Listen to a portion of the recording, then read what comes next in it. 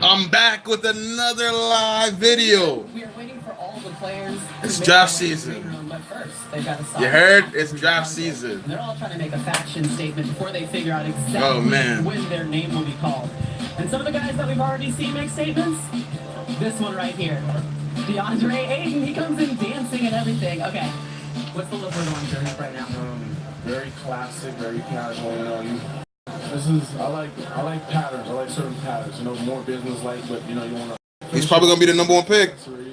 Nice socks, and they make the pink pop. DeAndre Ayton. So and a little green to make sure you have a little attention to the pink shirt back there. So it's a little classic. Some of these guys out here have a great style, and it's pretty challenging as well. Hey, just turn one time into the light and show your bling. We're going to find out very soon when their names will be called. He's going to Phoenix. I can put money on that. Well, watches and bracelets are great, but Phoenix is going to hire that man to bring home some rings. That's the type of bling and jewelry that the Suns hope that they have. And a lot of people had their game face on tonight, and it turns out that Trae Young is out there. What in the world? Oh, Joe, no! What? How long will the nation's leader in scoring and assists last year last before his name is called or before his legs get cold? Glad to have you with us. Welcome to the NBA Draft 2018 presented by State Farm. Phoenix will be on the clock. They will make the #1 overall pick for the first time in franchise history. What a great night it is here in Barclays Center. 6th straight year that the draft has been held here. Alongside former Finals MVP Chauncey Billups, former Mavericks draft pick, and also basketball extraordinaire insider Jay Billis, and the ultimate authority on all things news, Adrian Wojnarowski. I'm just plain old Rick Davis. Glad to be here with you guys. So Woj, we already have. I'm excited, man. Go Knicks. The way guys might go early in the draft. What's happening? Go Knicks. Michael Porter is dropping in this draft right now, and teams like Denver at 14, the Clippers at 12 and 13 are preparing for the fact that they may have to. They'll have a chance to select him there. The medical reports that teams in the lottery got last week were less than glowing about his long-term prognosis of that injured back that cost him most of the season at Missouri. I talked to his agent, Mark Bartelstein, tonight. He has provided teams in the lottery more recent medical opinions that he believes will give them some greater confidence to select. Yes, sir. Welcome to the stream. He's going to be the story of the lottery tonight. Can you imagine if he slides to the end of the lottery? This time a year ago, we thought he might be the #1, #2 overall pick. Wherever Porter goes, it will certainly be a memorable night for him and for everyone else who has their name called. Just as you experienced, I think 21 years ago when you were drafted, back in that 1997 draft night, 3rd pick by the Celtics. Had a little hair on my head. How about that? You know what? I can't stop thinking about when I was in this green room. What's good, JP? Who's your projected top 5? My top 5, man, is I got Ayton #1 to the Suns. I got Bagley to the Kings. No, Ayton #1. I got Doncic #2, Bagley #3, Jackson Jr. at #4. And at #5, I got Mohamed Bamba from Texas. And I got to realize my dream of playing in Italy. And I got Trae Young at 6. Hey, it was 6th round, right? Hey, man, 5th round. Sorry. Yeah, we love draft season. Not many people get to have their name called at all. I mean, I didn't experience that. But you said you know what this draft can have tonight in terms of potential cornerstone guys, particularly among the big guys. It's amazing, Reese. I mean, there are so many quality big guys at the top of this draft. The first 6, 7 picks are going to be guys that are all 6'10" through 7 feet. And it seems like this is almost a throwback draft when big guys dominate, like the dinosaurs roamed the earth and the big men dominated the How about your top 5, JP? What's your top 5? Giving short shrift to some of the you agree? In this, or should Luka Doncic be considered the first overall pick in the draft when we believe it's going to be DeAndre Ayton? I still think these big guys have a place in the game and they can still dominate, especially on the defensive end. And a lot of these guys are so mobile, they can stop. Welcome. We got a couple people joining. Let's go. Tell your friends. It's live. DeAndre Ayton working on their game away from the basket. The headlines for this NBA draft: Phoenix first in franchise history, and they'll get Ayton, we assume, to go with Devin Booker and Josh Jackson, who finished strong, and Booker's already proven to be a big-time scorer. Then the marquee teams start to pick at number 7. Chicago had a good pick with Larry Markkinen last year. What will Cleveland do? Do they get a teammate for LeBron or a new franchise player in place of him? Go New York, baby. I'm a Knicks fan, baby. You already know. I believe the tabloid Pictures is recovering quite well from his injury. Ayton, Bagley, Doncic, Jaren, and Mo. Yeah, basically. I got Trae Young at 6 to Orlando. We mentioned Marvin Bagley the third with all of the double-doubles. Baba Young, and where will Michael Porter Jr. slide? So, you mentioned Porter, Woj. What about movement and things we should watch? Oh, I would love Trae Young to the Knicks. You already know. Knicks fan out here. You feel me? I would love Trae Young. Play with Frank in the backcourt. I would love that. You know what I'm saying? I'm going to call LeBron in the offseason and let him know, yo, you can join, bro. They see Doncic as an heir to Dirk Nowitzki. They've always embraced international player in Dallas, that organization. But right now, Atlanta has resisted their offers. And if Atlanta moved back, though, if they went back to the 5th pick, they would take Trae Young at number 5. But right now, they're staying with Doncic. And if no deal happens between them, Mo Bamba from Texas, their center, would be Dallas's pick at number 5. Thoughts on Aaron Holiday? You know, when it comes to Aaron Holiday, point guard from UCLA, he's 6'1". You know, guys don't like undersized guys. I love. The only thing I don't like about Aaron Holiday is he's a little bit too selfish. He needs to be able to pass better. But I like him. He's a scorer, though. He's a scorer. I think he's gonna be a late first rounder, though. I think he's gonna be a late first rounder. But I really like him. Yeah, what's good, David? What's good? Of course, I remember you, David. Told you it was gonna be a job stream. George Sedano in Philadelphia. Phoenix has the number 1 pick. So let's check in with Pedro right now. Suns general manager Ryan McDonough told me he's had difficulty sleeping more than 3 hours a night as his mind races with the possibilities of the most important decision of his tenure. And D'Angelo getting drafted? Hey, the Lakers made a trade today. Or yesterday for a 2nd round pick. I would not be shocked if he does go to the 2nd round. Was traded to the Suns in 1992. Barkley told me last night he called McDonough and told him, don't bleep this pick up. There's only one name to be called, and it's DeAndre Ayton. Hey, well, that's good to know. Now, if things don't work out, they'll just blame Charles Barkley and everything will be okay. But yeah, Lakers got 3 picks. Things are going to work out swimmingly with the big man from Arizona playing for Phoenix, where he played a little of his high school basketball as well. What's good, MG Warrior? You think MPJ will be good after his injury? Yeah, I think Michael Porter Jr. If Michael Porter Jr. What's good, Yams 420? I think Michael Porter Jr. is a 1st round pick talent. The injuries are the reason why he's slipping. But man, I love Michael Porter Jr. If he slides to my Knicks, that's beautiful. But you know what I'm saying? I love Michael Porter Jr. 6'10". He's a triple-double threat. I love Michael Porter Jr. Trust me. I think he's the 3rd best prospect, other than Ayton and Doncic, in my opinion. Explosive leaping ability leaves NBA personnel salivating. At 7'1", Ayton is just as comfortable shooting from range as he is dunking on you. Old school post moves with new school shooting touch. Ayton's freshman year at Arizona was really one for the history books. He absolutely stuffed the stat sheet, notching 24 double-doubles. And there we go. Pac-12 player and D'Angelo going undrafted. DeAndre Ayton is the latest we'll see. Ready, one-and-done prodigy. And the young star is confident he'll be we'll see. I'll be shocked. I mean, if he gets drafted, I'll pop, man. It'll be crazy. What about Giannis's brother?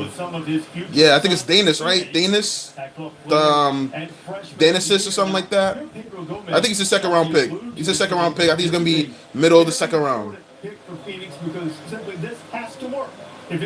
I'm trying to think what's his name. DeAndre Ayton as he develops. Starts with a T, but I know what you're talking about. I mean, you look at his physical, his body, his presence out there. I think it's like Denisos or something like that. They need somebody that's going to come in and affect the game as it is right now. He's a rim protector on the offensive end. 10 minutes in. See the people joining. Thank you for the love. Subscribe. And as Jay said, can't wait, man. Are you guys excited for this draft, man? I'm ready, man. So Been ready, I think man. they'll mess this up. He is the guy to take. DeAndre Ayton's going to go number 1, and perhaps sitting at number 2 will be Luka Doncic.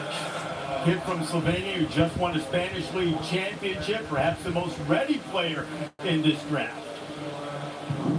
Coming up, we have more about the young superstar from Slovenia, Luka Doncic. With all respect to NCAA, he's going to be like a wolf playing with that other guys.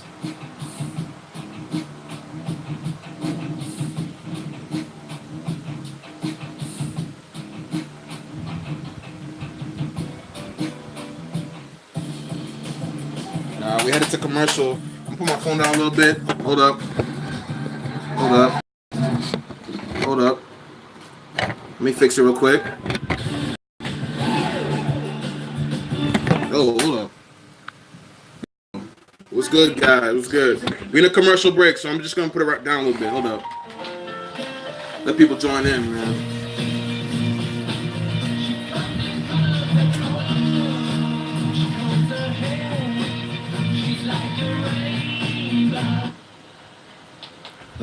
Go Knicks. Go Knicks. Trae Young, come through.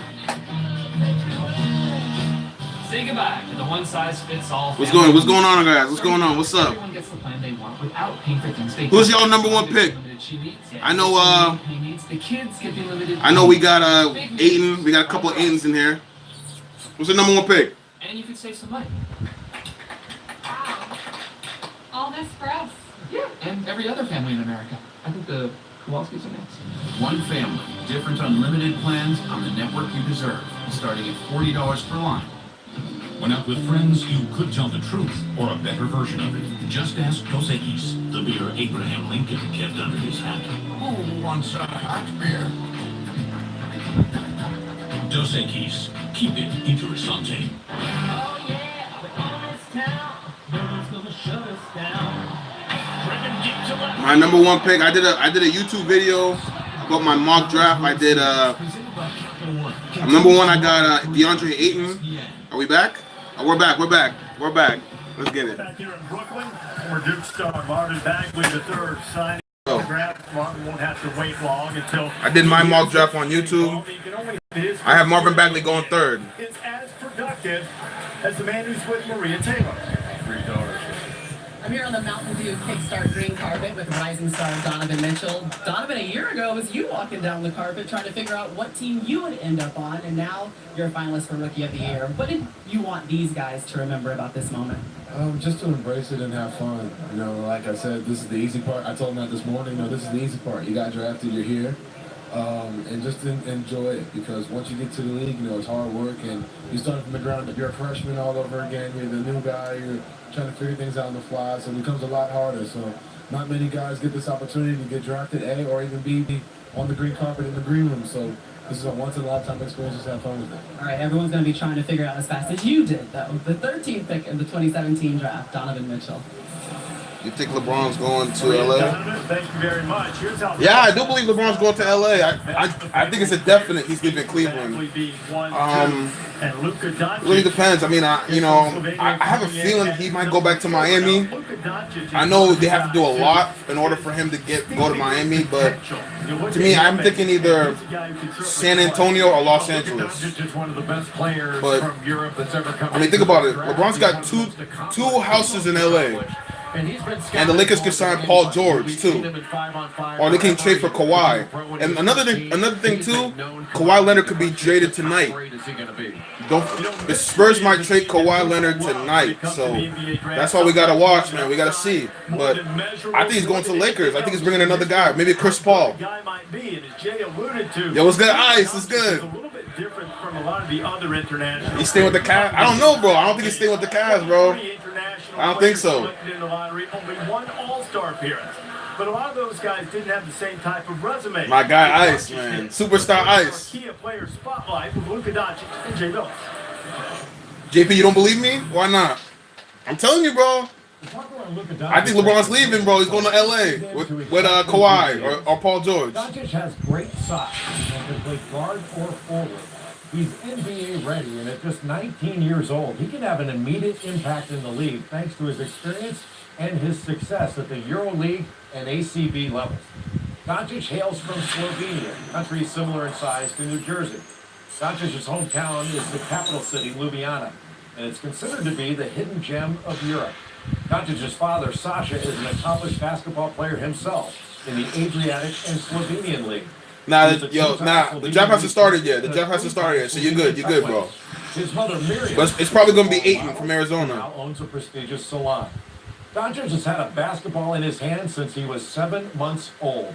And at only 13 years old, Doncic signed a pro contract with Real Madrid. That's the basketball Real Madrid, not soccer. At 16 years old, Doncic became the youngest Real Madrid player to debut in the Liga ACB.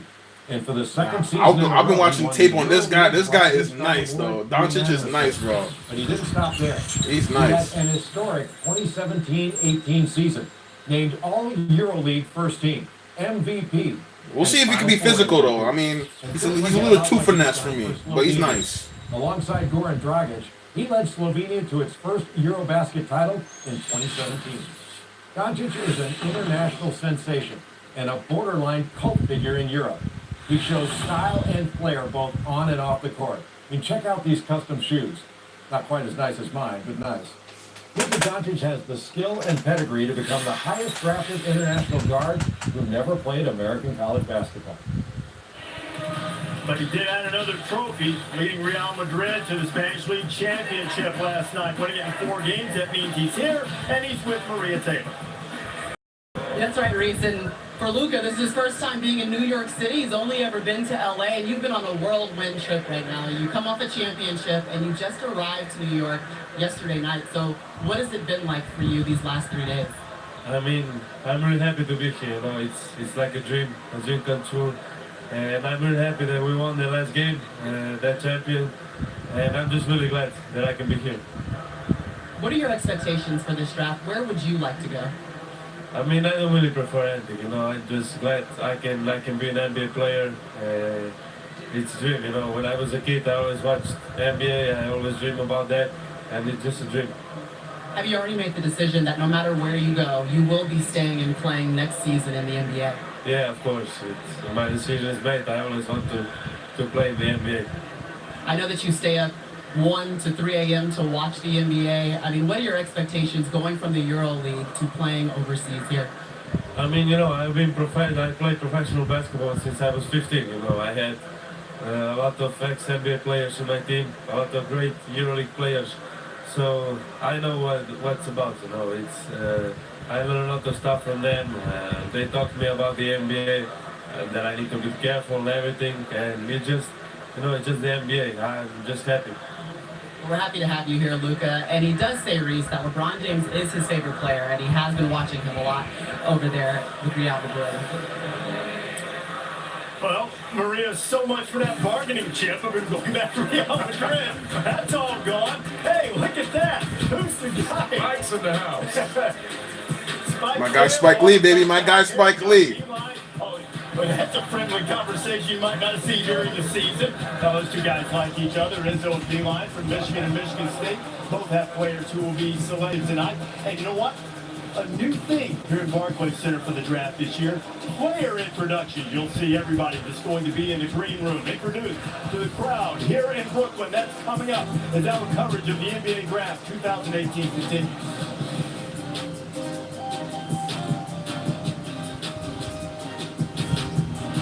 Captain Obvious, and Hotels.com rewards me basically everywhere. So why am I stomping grapes with aerobics enthusiasts near this B&B? Because Hotels.com lets me do me. Foot juice. Hotels.com. You do you and get rewarded. Greetings, friends engineers. I've analyzed the data. These days, all networks are great, yet some humans choose to pay so much more with Verizon when they could be saving with Sprint. Don't forget, we've got the best price for unlimited. And Sprint offers 50% off a Samsung Galaxy S9 lease. You must tell all humans. Totally. You should find Joanne in marketing ASAP. Joanne in marketing. Need a commercial break, man. 50% off ASAP. Switch to Sprint and get excited about the Samsung GS9 and 50% off lease. The 9th pick belongs to my New York Knicks. Cleveland has the 8th pick. Chicago has the 7th pick. Cleveland has the 8th pick, and New York has the 9th pick. My Knicks got the 9th pick, baby. You already The know. world's most We refreshing get Michael beer. Porter Jr.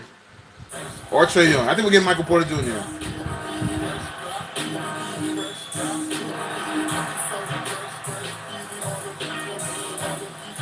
Yeah, Porzingis coming back. Michael Porter Jr. Frank Ntilikina. Enes Kanter. Oh, I like that lineup, bro. That's an 8 seed in the East. You gotta tell me that's an 8 seed in the East. French Grand Prix, Sunday at 10:05 a.m. on ESPN2. You make strong promises. The all-new Ram 1500 helps you keep your delivering 2,300 pounds of max payload, 12,750 pounds of tofu. We need a commercial break, so hold up. Let me switch a little bit. You know what I'm saying? Let me drink up real quick. Get some water. Well-qualified license and competitive vehicles get a low mileage lease on the 20. What's going on? How's y'all days, man? How y'all doing? Subscribe to the channel if you're new. This may look like You know what I'm saying? Any basketball questions before we get started? What y'all think? You think Kawhi getting traded tonight? Technology that moves people. This is the all-new Nissan Leaf, featuring Nissan Intelligent Mobility with tech like Pro Pilot Assist. That is It's a big night, man. driving and changing the way we commute. You know what I'm saying? Now the most exciting tech you own is in your driveway. Can't wait. Are we back? All right, guys, we're building a team. We're almost back. Y'all know what we need, right? Big men in the middle. We need short shooters. Shooters. We need handlers. Yeah, top tier guards. Kind Kinda like Jalen. Let's pick a team. Let's go. Thank you for the light. Thank you. Thank you. Don't ever do that again. Jalen, don't look at me. Y'all buying a basketball team or something? Basketball. Who said anything about basketball? Welcome back to the NBA. Porzingis is supposed to be back. Stay tuned for an exclusive Oh, we're back. Hold up. Hold up. Season 5 a little later in the show. There we go. How about your rest and Olivier Settler. He's supposed to be back like January, February. Good evening and welcome. But they're doing the introductions here, so I'm gonna stay quiet for a little bit. Hold up. But thank you for the like. State Farm. It's time to meet members of the 2018 draft class. Let's get ready Tell your to welcome friends. them to the NBA family. Subscribe. A 7'1" big man from the University of Arizona, accompanied tonight by his mother and father, the Pac-12 Player of the Year, DeAndre Ayton.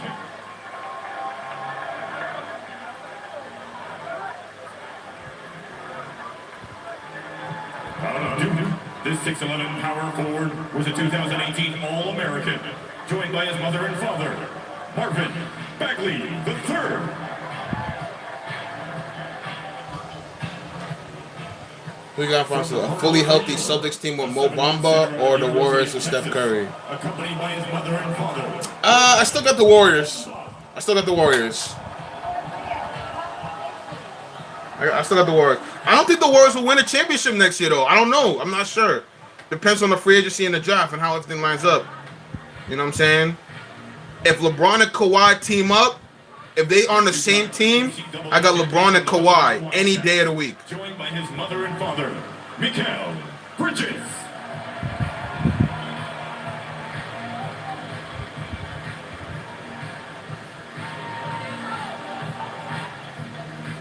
This 6'7" forward from Michigan State was a first-team All-Big Ten selection. He's here tonight with his mother. Please welcome Miles Bridges.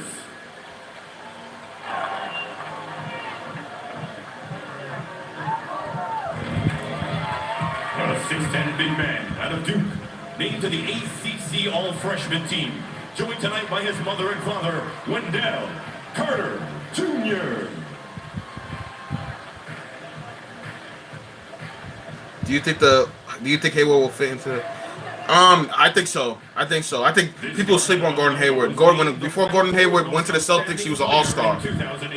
So I'm telling you right now, I do think he will fit with the Celtics. I think the Celtics have a big chance of winning that championship next year. And for the other question from JP, MVP, I really gotta think about that next year. I don't know. I mean, oh man, Oh, yeah, Yams. I like that. Anthony Davis. I really do like that. I really do like that. You know what I'm saying? I really do like Anthony Davis. I'm trying to think. I mean, if Kawhi's back healthy, he could be in a conversation. This 6'1" point guard from UCLA was named first team All Pac-12. Joined tonight by his two brothers, Aaron Holiday.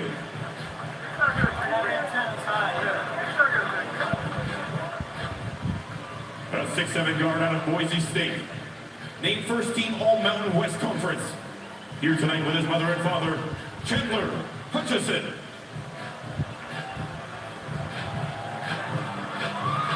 This New Jersey native out of Michigan State was the 2018 Big Ten Defensive Player of the Year.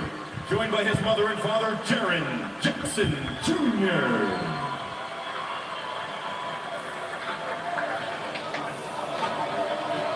This 6'9" forward out of Kentucky was named SEC Co-Freshman of the Year. He's joined tonight by his mother and father. He's a sleeper. Kevin Knox is a sleeper.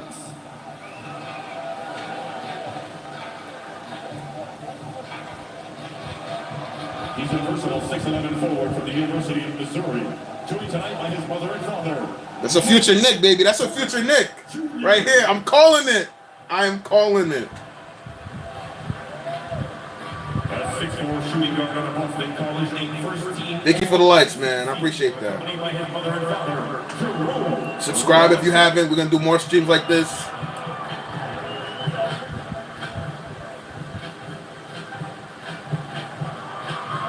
Point guard from Alabama, who is named SEC Co-Freshman of the Year, accompanied tonight by his mother and father, Colin Sexton.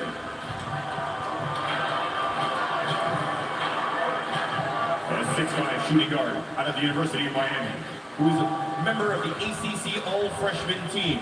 He's joined tonight by his mother and father, Lonnie Walker IV. He's the only player in NCAA history to lead the nation in scoring and assists. A point guard from Oklahoma, accompanied here by his mother and father, Trae Young.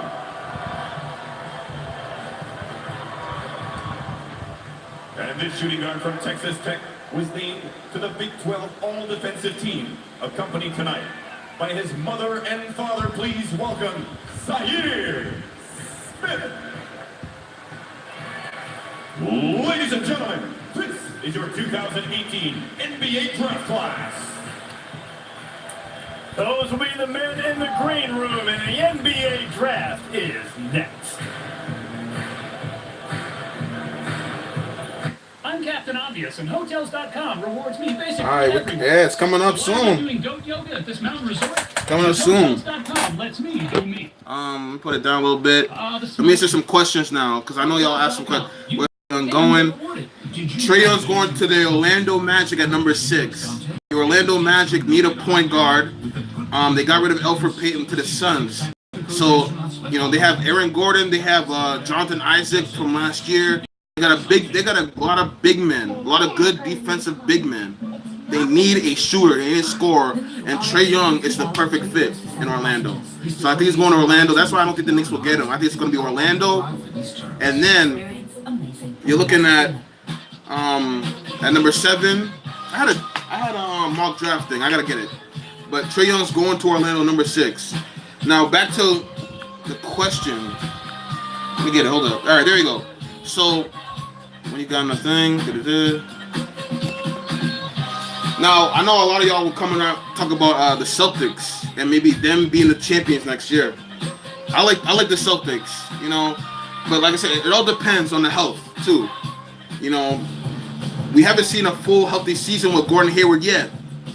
So you know, when he comes back and you got Irving and you got Jaylen Brown and you got Tatum and you got Horford. They're winning the East. They win the East, and we're gonna probably get a Boston Golden State matchup. Depends where LeBron goes, though. Like I said before, like it's so important because if LeBron goes to Los Angeles, it's not gonna be easy for Golden State to win that West. It's really not gonna be easy. All right, but we're in a commercial break. Looks like the draft is going to start in a couple minutes. Can't wait. Are we back? We back, baby. Let's go. Let's go.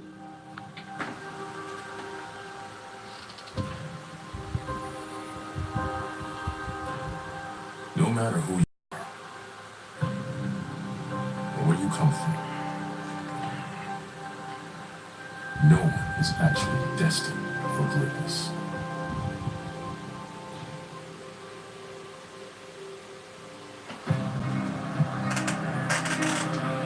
Nothing will be handed out to don't earn. The best players say give you the ball and watch me work. So commit to greatness and make people marvel at what you do. Not wonder what could have been. Who will be the next great NBA player? His picture on walls. His name a brand. His game remembered forever.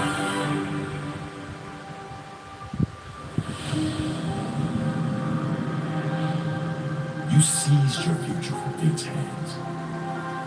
You created this opportunity. So now that you're here, what I want to know is, what are you going to do with it?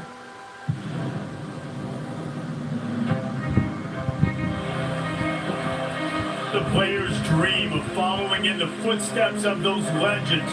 Franchises are counting on them to turn around their fortunes. Welcome to the NBA 2018. Here we go.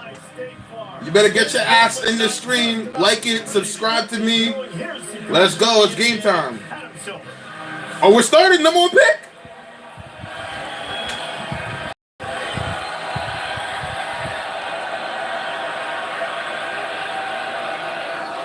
Good evening, and welcome to the 2018 NBA Draft at Barclays Center, home of the Brooklyn Nets.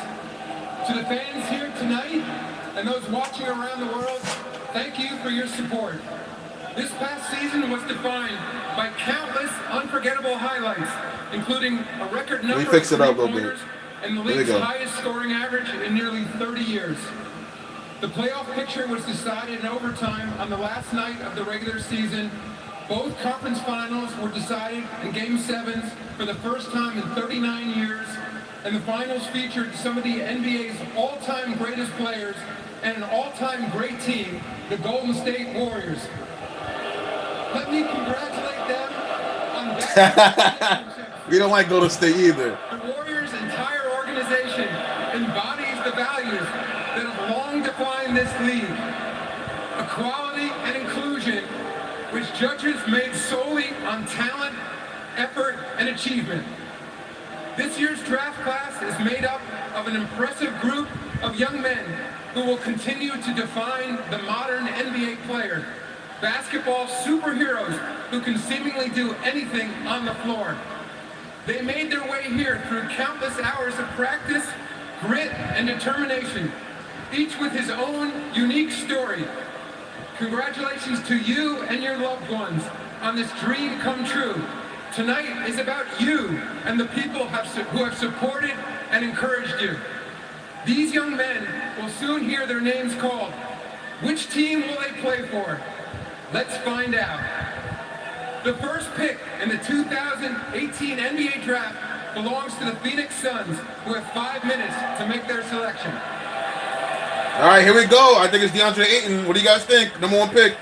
The Suns had the worst record in the NBA last year, and there is the man that everyone expects that the Suns will draft number 1 overall. DeAndre Ayton was sensational for the Arizona Wildcats. Played some of his high school ball in Phoenix, college in Arizona. It's really seemingly the perfect fit for a franchise that has been good in the past but has fallen on hard times. They've been around for half a century. Twice they've reached the NBA Finals. The Westfall Alvin Adams team in '76, and then Barclay Thunderdan and the Mayor in '93. With Steve Nash and Amari Stoudemire, very good. 3 times made it to the Western Conference Finals, but Since 2010, winning percentage of less than .400. They've missed 8 straight playoffs, second longest active streak in the NBA. But Devin Booker's a sensational score, 25 points per game. Josh Jackson out of Kansas finished the season strong, and now, for the first time in franchise history, they have the #1 overall pick. Though they did lose a coin flip in '69 and didn't get Kareem Abdul-Jabbar, can't put Jabbar-sized expectations yet on Ayton, but they hope the championship quality guys what they're going to get. Yeah, and if they take DeAndre Ayton, if they take Luka Doncic, they're going to get a really good player. But there's a tremendous amount of responsibility that goes with being a #1 overall pick. And this is a really exciting time. I think Ayton's the pick because of his size, his fluidity. He's an above-the-rim player. He's a monster. And I think he's mobile and can step away. And so he fits into the modern-day big guy mold. He can do it all. And I think when everybody saw him early on in the season, it seemed like it was Marvin Bagley III that was going to be the #1 pick. He was killing it early on. I think after everybody saw DeAndre Ayton, they were going, wait a minute. They don't make guys like this very often. It's got to be him. And the interesting thing is, our game has become such a guard-driven, playmaking, wingman's game. This guy got to be pretty good if he's going #1 when you got the likes of Trae Young, Colin Sexton, Luka Doncic, where we know they're playmakers. But it gives me a little hope that maybe our game is going back to the game that I fell in love with, where there's very good serviceable big men and point guards, and not just a little bitty small guards game. This franchise has lost nearly 180 games the last 3 years. There's a lot of pressure on the franchise, not only get the pick right, but for them to deliver soon. How can that impact DeAndre Ayton's development? Well, I think his game translates very easily and very quickly to the NBA game. You may look at his physical ability. He's a specimen. I mean, he runs the floor. He protects the rim. You know, they have a couple of really good players that were high draft picks, and Devin Booker, who's one of my favorite 2 guards in the league, and also Josh Jackson, who I think is the perfect guy to play with guys that really score the basketball. He does intangible things. So Ayton is a guy that he's going to gobble up a lot of space down there. He's going to demand the basketball down there. He's going to be good at pick and rolls. I think he's a can't-miss guy at the #1 spot right now. And the question is, the only questions there have been are Jello. DeAndre Ayton has been You really want Jello to the Lakers, man. You really want that. Word. Every single night, and to carry that kind of load, because he's an anchor player. And I think he's going to be a good shot blocker. He blocked 2 shots per game. You sure, David? I mean, I don't know, man. Clippers got like the 12th pick. That means Trae Young has to fall, or Trae Young has to, or the Clippers have to trade up. I don't know if the Clippers want to trade up. When you talk about that motor, right? Jerry West, Jerry West. Perhaps has he gotten He probably does want Trae Young, but we'll see if the Clippers trade up, or I don't know if Trae Young will drop to 6, drop out of, as low as 12 or 13, though. I mean, Orlando loves him. I think sometimes, John, like I see it from a big guy perspective, that it seems like we question the motor of the big guy more than anybody else. And that dude had 24 double-doubles this year. If he doesn't have a motor, he's doing just fine without one. And I know when Michael Beasley had more in a single We got season. 46 seconds left, man. I believe DeAndre Ayton will be the #1 pick. Adam Silver We will just see. about ready to step to the microphone. All right, here we go, guys. This was the Suns pick with the first overall pick in this 2018 draft. With the first pick in the 2018 NBA Draft, the Phoenix Suns select DeAndre Ayton. Boom! Boom!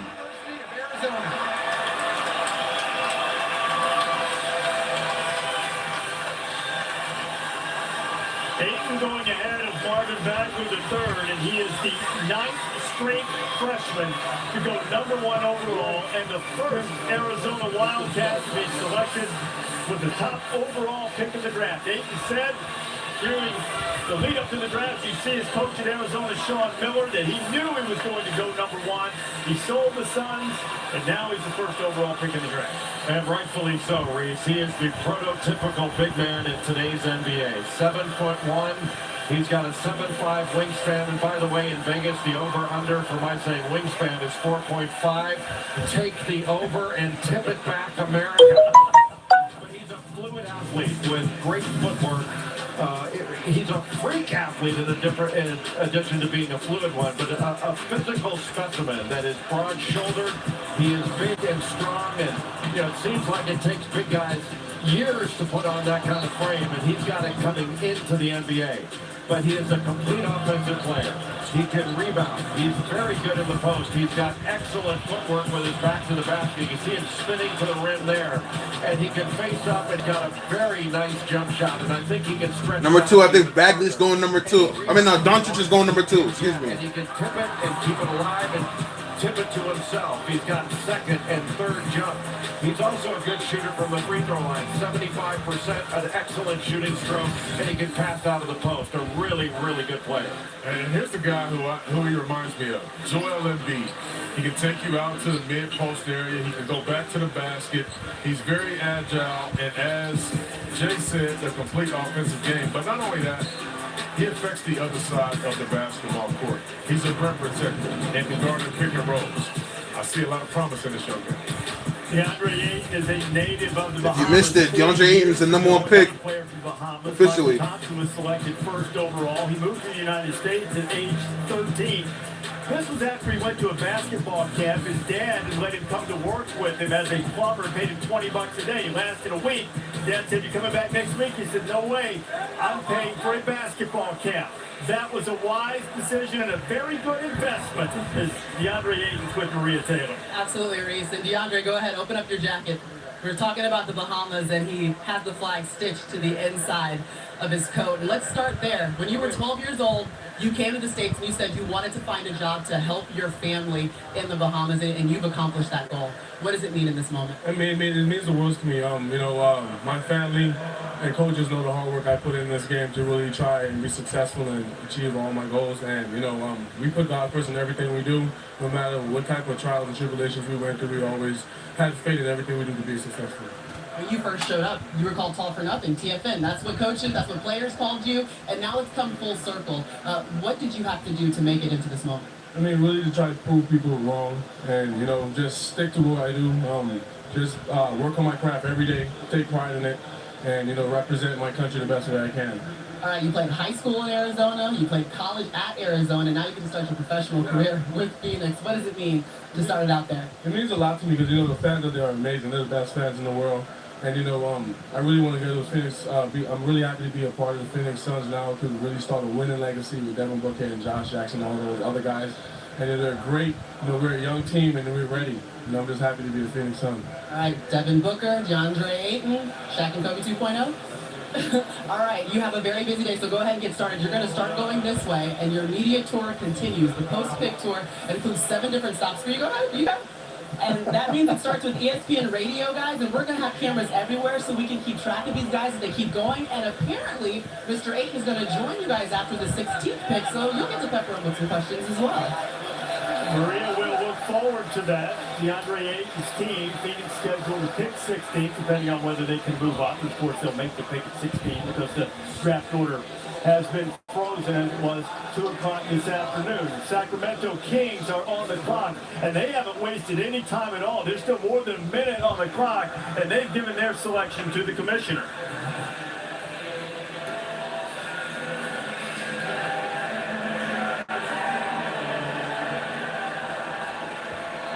With the second pick in the 2018 NBA Draft, the Sacramento Kings select Marvin Bagley. Wow!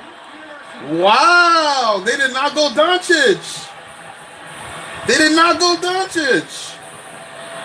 Marvin Bagley III, who averaged 21 and 11 for Duke.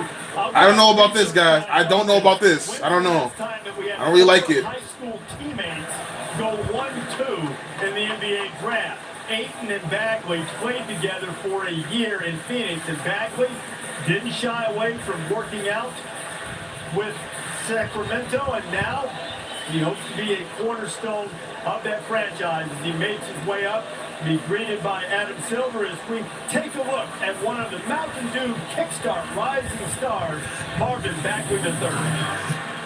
The first thing that sticks out about Marvin Bagley III is how hard he plays.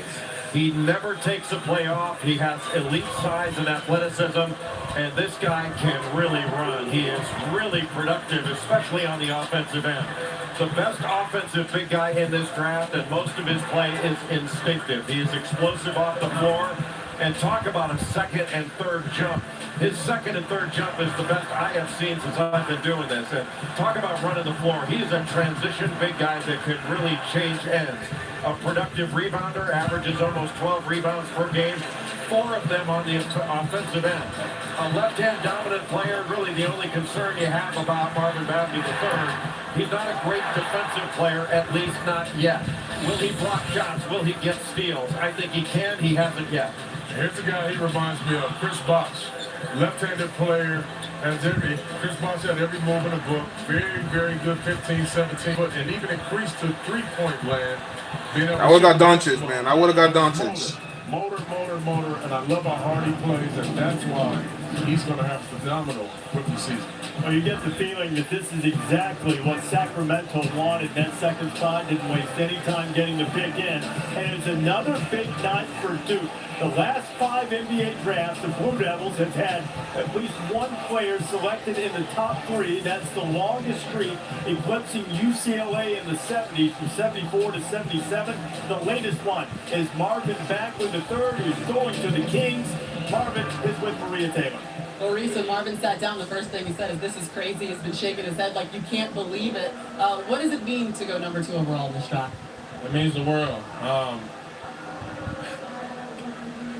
I just want to thank Jesus, man. He got me to this point. Without him, I wouldn't even be here. So I'm just blessed, man. I'm happy to be in Sacramento. You said that you want to be remembered as a winner. In what ways will you help this organization win moving forward? No, I'm gonna be ready to come in and give him my all, man. I'm ready to come in with a hard work ethic, a motor. Effort's gonna always be there. I'm excited, man. I can't wait, man. I can't wait to get out there and get settled in and get to work. All right, you got a huge media tour coming up ahead of you, so enjoy this moment, and let's get it over to Woj, who has an update for us. Maria, the Atlanta Hawks and Dallas Mavericks have agreed in principle to a deal that would send the 3rd pick in the draft from Atlanta to Dallas for the 5th pick and a future first-round pick from Dallas to Atlanta. It's contingent on this, that the Hawks will select Luka Doncic for the 3rd pick. Wow. They will send him to Dallas, and if Trae Young is still there at number 5. Whoa! Memphis is focused on Jaren Jackson at 4.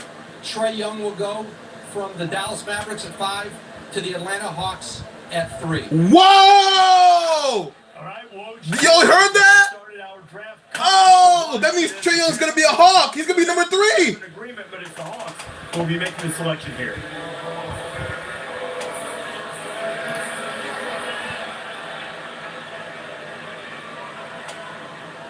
With the 3rd pick in the 2018 NBA Draft, the Atlanta Hawks select Luka Doncic from Ljubljana, Slovenia, and Real Madrid. And it has been quite a He's gonna go. Luka Doncic will be a Maverick. I know Big Bigs is smiling right now. I got a couple Mavs subscribers, couple Mavs fans and subscribers. You're getting Doncic with Dennis Smith Jr. Holy crap. Contingent on Trae Young still being there and ultimately winding up with the Hawks. But this player is a guy internationally who is as proven and as scouted as any international player we've had. NBA draft expert and scout extraordinaire Mike Schmitz is with us. Who believes Luka should have been the number 1 overall pick, Mike? To me, Luka Doncic is the best basketball player in this draft. The childhood prodigy who's lived up to the hype. A perfect game suited for the modern NBA. 6'8", 230 pounds. His game really pops in transition. Now, he's not Ben Simmons caliber athlete, but there's that same type of excitement when he attacks a defensive rebound and pushes in the open floor. In the half court, he's a tactician in pick and roll. He's outstanding using both sides of the floor, extremely creative with his deliveries. To me, he's the best passer in this draft. We haven't seen a guard who can pass the ball out of ball screens like him in quite some time. And he's a fearless shot maker. I was at this game in Belgrade, game on the line, late clock, game-winning pull-up three. He's fearless. He creates space with step-backs going left, going right. He's a big-time shot maker, has no fear. And we haven't seen a prospect like Luka Doncic at 19 years old, EuroLeague MVP, ACB MVP. To me, this is an absolute steal for the Dallas Mavericks. They're getting a guy who could potentially be the best player from this draft. I believe that wholeheartedly.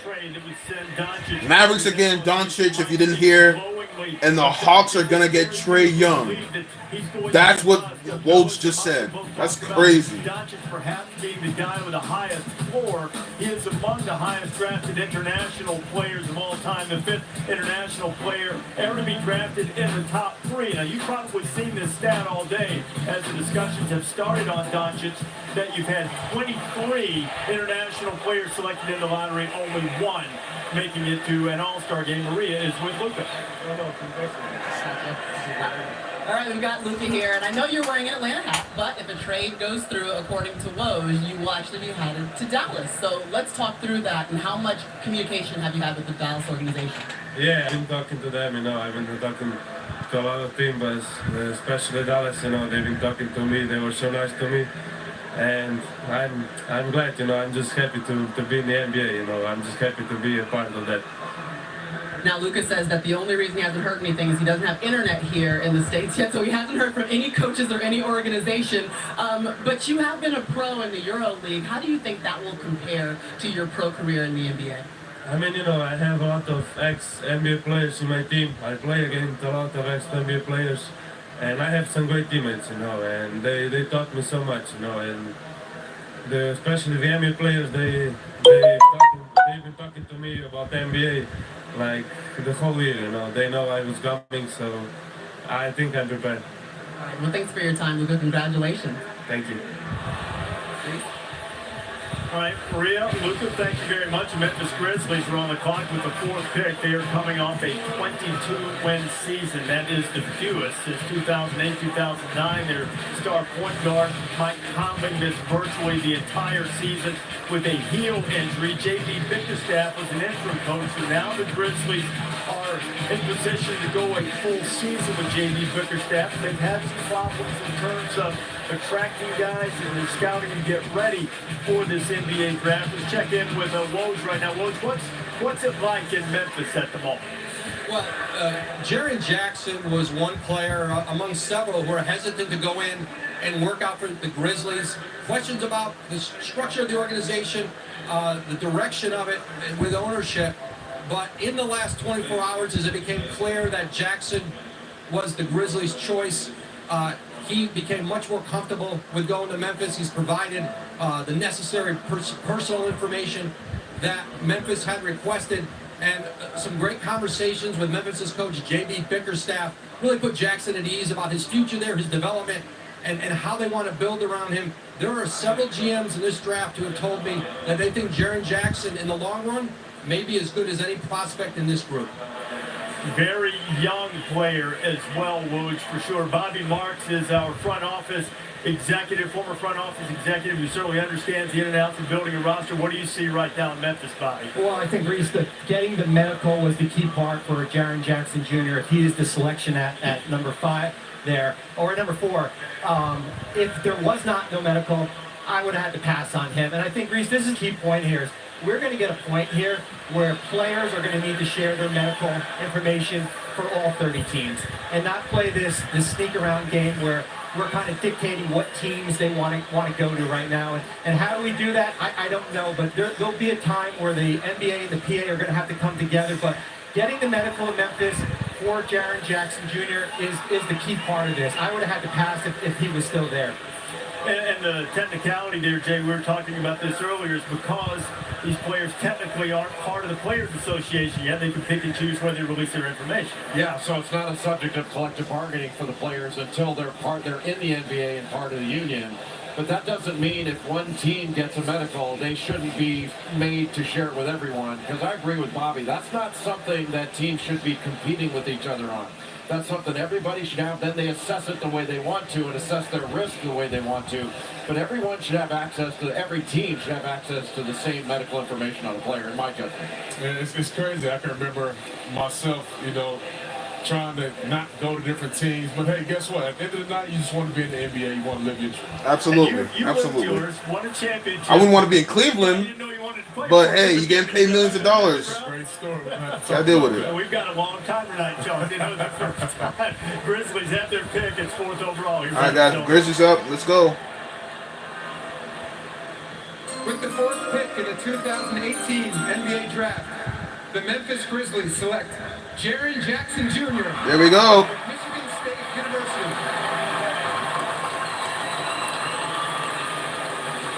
The Big Ten freshman and defensive player of the year in his lone season with Tom Izzo and the Spartans.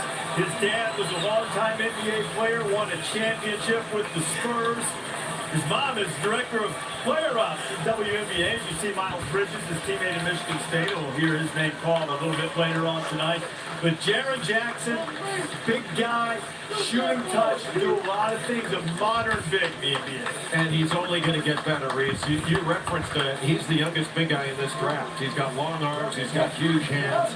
He may be the best overall defender in this draft when you take into account shot blocking, rim protecting, and his ability to get out and guard pick and rolls. He can guard 1 through 5 for at least a couple of dribbles, and he's only going to get better. He can knock down shots to three-point range. He's got this standstill set shot.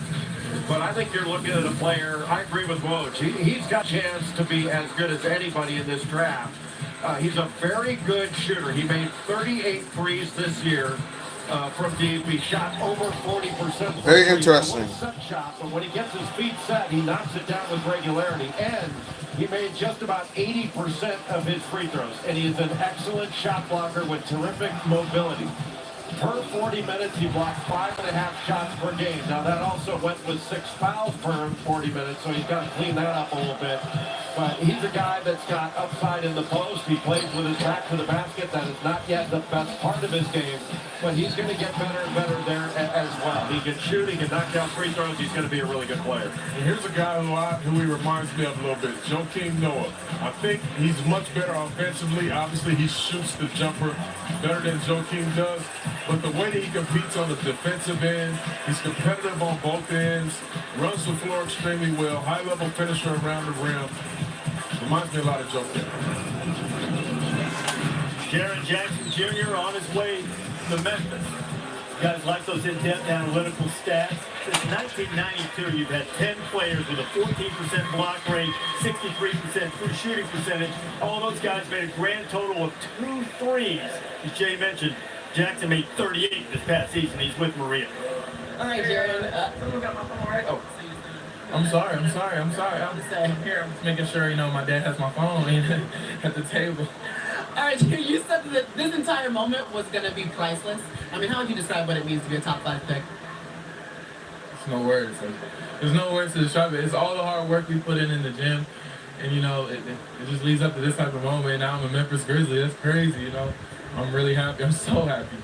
Well, you were screaming at Dad, and Dad spent 13 seasons in the NBA, but he went undrafted. Mom, she's director of operations for player personnel in the WNBPA. So what have they meant during this journey to the draft? Everything. My dad's been on me since day one. He loves me. He's been my coach, my mentor, my father. And my mom's been with me every step of the way. They both have led me. And, my grandmother's here. My grandmother gets to see me get drafted. That's crazy. And Pops is here. I love that Pop showed up. Now, Dad, you didn't get drafted, but it's fun to see your son go in the top 5. I mean, what did this moment mean for you? Absolutely. I'm so proud. I love him, of course, and he's worked hard. And all the credit goes to him. my lovely wife, our son. This is a proud moment with the Jackson 3. Mom is still wearing the Spurs championship ring from 1999. Yes. I mean, now seeing your son about to play in the same league that your husband does, what does that mean? It is awesome. It is the perfect end and beginning all at once. We are so proud. We are so proud. This was the year he was born. This is that championship year. So it all comes full circle. Congratulations. Maria, Jared, and the Jackson family, thank you very much. Mavericks on the clock. We've heard that they likely have a deal with Atlanta. We expect Trae Young here.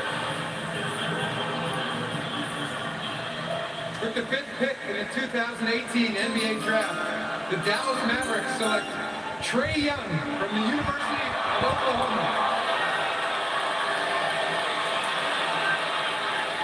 In the days leading up to the draft, the guy was a sensation in college basketball last year. Some said would be slipping. Concerns about his size, concerns about his defense. He said it was up to him to change that narrative about whether he defended anyone. Let me tell you, this dude put up offense on everybody with 27 points and nearly 9 assists to lead the nation in both categories. What would you got some more details on this proposed deal with the Mavericks and the Hawks? Yeah, Reese, the Hawks general manager, Travis Schlenk, has coveted Trae Young throughout the entire season. Schlenk came from the Golden State Warriors, worked in their front office. He was there when they drafted Steph Curry, and Curry became a 2-time MVP. Now, he's not sure that he's got Steph Curry here, but he absolutely got a player he believes will be a star for the Hawks. And I think right now for them, this was the best case scenario in the draft, because not only does he get a player he wanted greatly in Young, he gets a first-round pick from Dallas next year. And this is a draft where Atlanta's got 3 first-round picks. Now here's the proposed trade. The Hawks expecting to get Trae Young in that first rounder next year, though it will be protected. The Mavericks get the guy they believe will be their future, and Luka Doncic. Now let's talk about Trae Young, who led the nation in scoring and assists. Well, Trae Young is a prolific scorer. You talk about shooting range. I mean, he can really shoot it. An elite scorer with logo range. When he comes across half court, you leave him open, he will shoot it from 30-plus feet and make it. Very, very good with the ball. Very good in pick-and-roll situations. Genius level in reading pick and rolls. He's an excellent handler and creator. He's very crafty. He can split defenders. He can snake pick and rolls.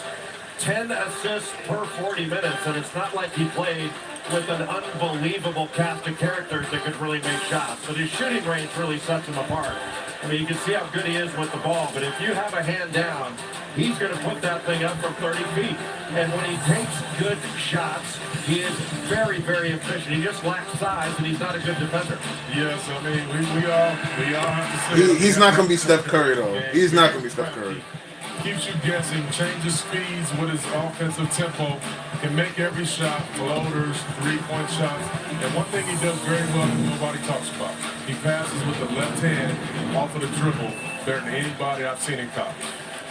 Trae Young has been sensational. Mavericks picking him, expected that he will go on to the Atlanta Hawks. Now, let's compare Trae Young as a freshman with Steph Curry when he was a junior the year he came out of Davidson. And the numbers were very similar there. Steph a little bit better in terms of percentage.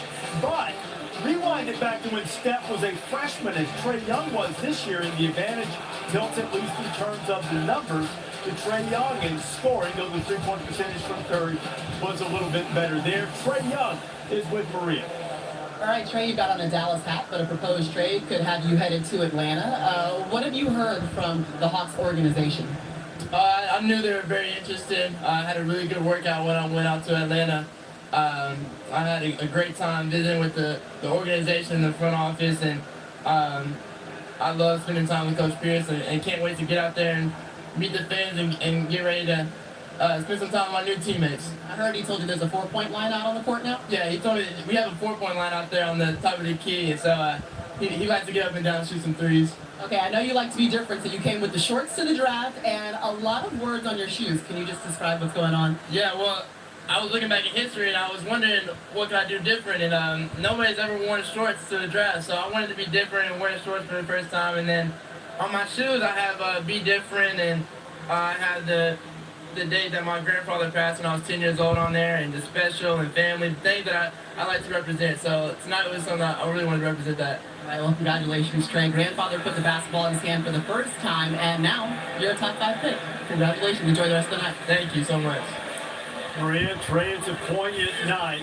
People remember their family and everyone who's made sacrifices together. Second straight year, Orlando's made the I think it's going to be Mo Bamba in here. I think it's going to be Mo Bamba. With the 6th pick in the 2018 NBA Draft, the Orlando Magic select Mohamed Bamba from the University of Texas.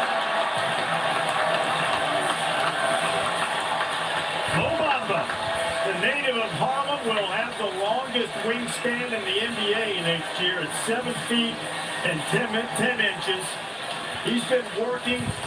Workout guru Drew Hanlon to try to improve his perimeter shot. Very astute guy. Talk about noticing how some bigs weren't on the floor at the end of playoff games. He wants to be able to do that. Mo Bamba, a defensive presence for sure right out of the gate. Did you just reference a 7'9" wingspan? 7'10". Stay in your lane, Reese Davis. That is my territory. Have you Vegas for that wingspan? Have you copyrighted that term? He's got 2 NBA skills right now that translate immediately. He's a big-time shot blocker, and he's an excellent rebounder that's got great length. Really, what you can compare it to is a young Rudy Gobert with better offense than Gobert had when he came into the NBA. He gets 14 rebounds per 40 minutes. 3.2 offensive rebounds. He blocks about 4 shots per game. He's really getting better on the offensive end. He doesn't have much of a post game. He plays a little bit too straight up and down, and he can be moved off the block because he's not as strong lower base-wise as he needs to be.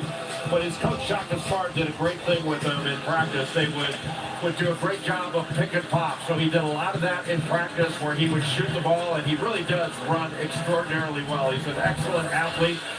His frame doesn't look all that strong, but he has worked on his strength, and he will continue to get stronger. And he's retooled that shot. So with his length and athleticism, he's going to be really good. Jay, did you just say stay in your lane? Yes. You just told my guy, Reese, to stay in his lane, and then you told everybody who I was going to pick as his out. What are you doing there? I love this guy. I see Mo Bamba, just like I see Rudy Gobert, but like you said, a better offensive skill set. I'm very, very happy for this kid. Ultra, uber smart, and I think Coach Clifford is going to have a good time coaching him. I like Chauncey tag team partner on Billis. And Mo Bamba, block on a shot. No shoot for you, you or you. Nearly 4 per game. That was second in the nation. His 7'10". I try to let you say it. Wingspan. The longest ever recorded at Combine. Some other notable NBA player. Well, you keep missing your cue. Wingspans.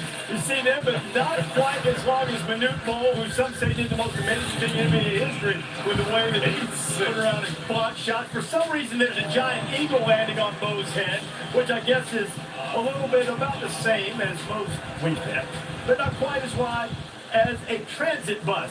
Maria Taylor tried to show off her wingspan on College Game Day this year, but it was nothing compared to Mo Bamba's. Absolutely nothing. And Mo did love the cartoon, by the way. Let's talk through being the hometown guy. The first draft you ever watched was Kyrie Irving, the Jersey guy coming through, and now it's you, the guy from Harlem. What does it mean? It means the world to me to come back to the city and be drafted right where I started everything. It's just surreal. I mean, words can't describe how I feel right now. What has the Orlando Magic organization told you about the role they would like for you to play on their team? They want me to contribute right away. I'm super fortunate to be heading down there. I'm super happy, and I just can't wait to get down there. All right, give me your wingspan one good time while you stand up. Show it to him. Go ahead. He has to loosen up. There it is. Orlando Magic fans, get used to that. Have fun, Mo. Thank you very much. Thank you. The Harlem native, Jonathan Isaac, last year's 6th pick and team with him. We've got some big-time teams coming up. Marquis, New York! Trying to get a savior. Who can Philly add to the mix? Big name squad drafting soon.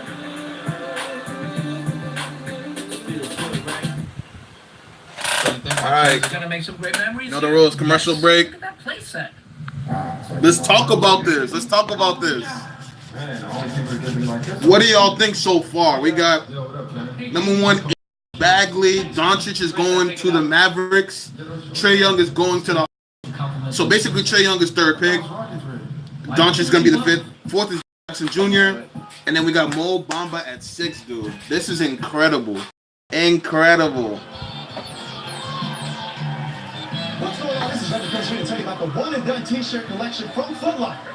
So guys, tell us the inspiration behind the new limited edition Draft Night t-shirts. Well, I only played in college for 1 year. I only played 1 year overseas. And these tees are only on sale for 1 day. So like us, they're one and done. And like us, these tees will be snatched up tonight and not available tomorrow. Yes, snatched up tonight on draft night. That's the goal. Don't underestimate this one right here. Yes, they're all great looking tees and only $49.99. Go to footlocker.com/one and done right now. Act now before the night gets any later, and I'll throw in this limited edition wipey absolutely free. Easily cleans up any mess you find yourself making. Trust me, this sucker comes in handy. Order tonight while supplies last. Please act now, or at least before the second round is over. Fear's a monster. The world is full of them. Loneliness, doubt. But in our world, they bring darkness, we bring light. In our world, we never feel lost. Crazy, crazy. The Bulls are going to get Michael Porter Jr., in my opinion, right now.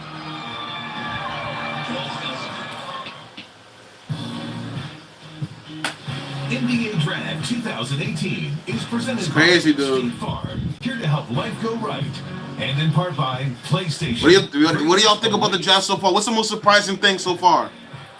Chicago Bulls are on the clock. Their pick coming soon. We've got some really cool backstage access for you. You see the number 1 pick in the draft, DeAndre Ayton, is doing his rounds, and with all the various media outlets. The Bulls on the clock, 27 wins, fewest since 03-04. Last time they had exactly 27 wins, they drafted Michael Jordan the next year. Should be so lucky this year. They acquired the number 22 pick in the Nico American trade that came just after the Cousins injury for the Pelicans. And then Lowry Markkanen out of Arizona was an all-rookie first-teamer, averaging 15.7.5 rebounds for Chicago this year. So Fred Hoiberg trying to rebuild that Chicago team, get it going. Who will they choose to go with Chris Dunn and Markkanen and Zach LaVine? Commissioner has the answer.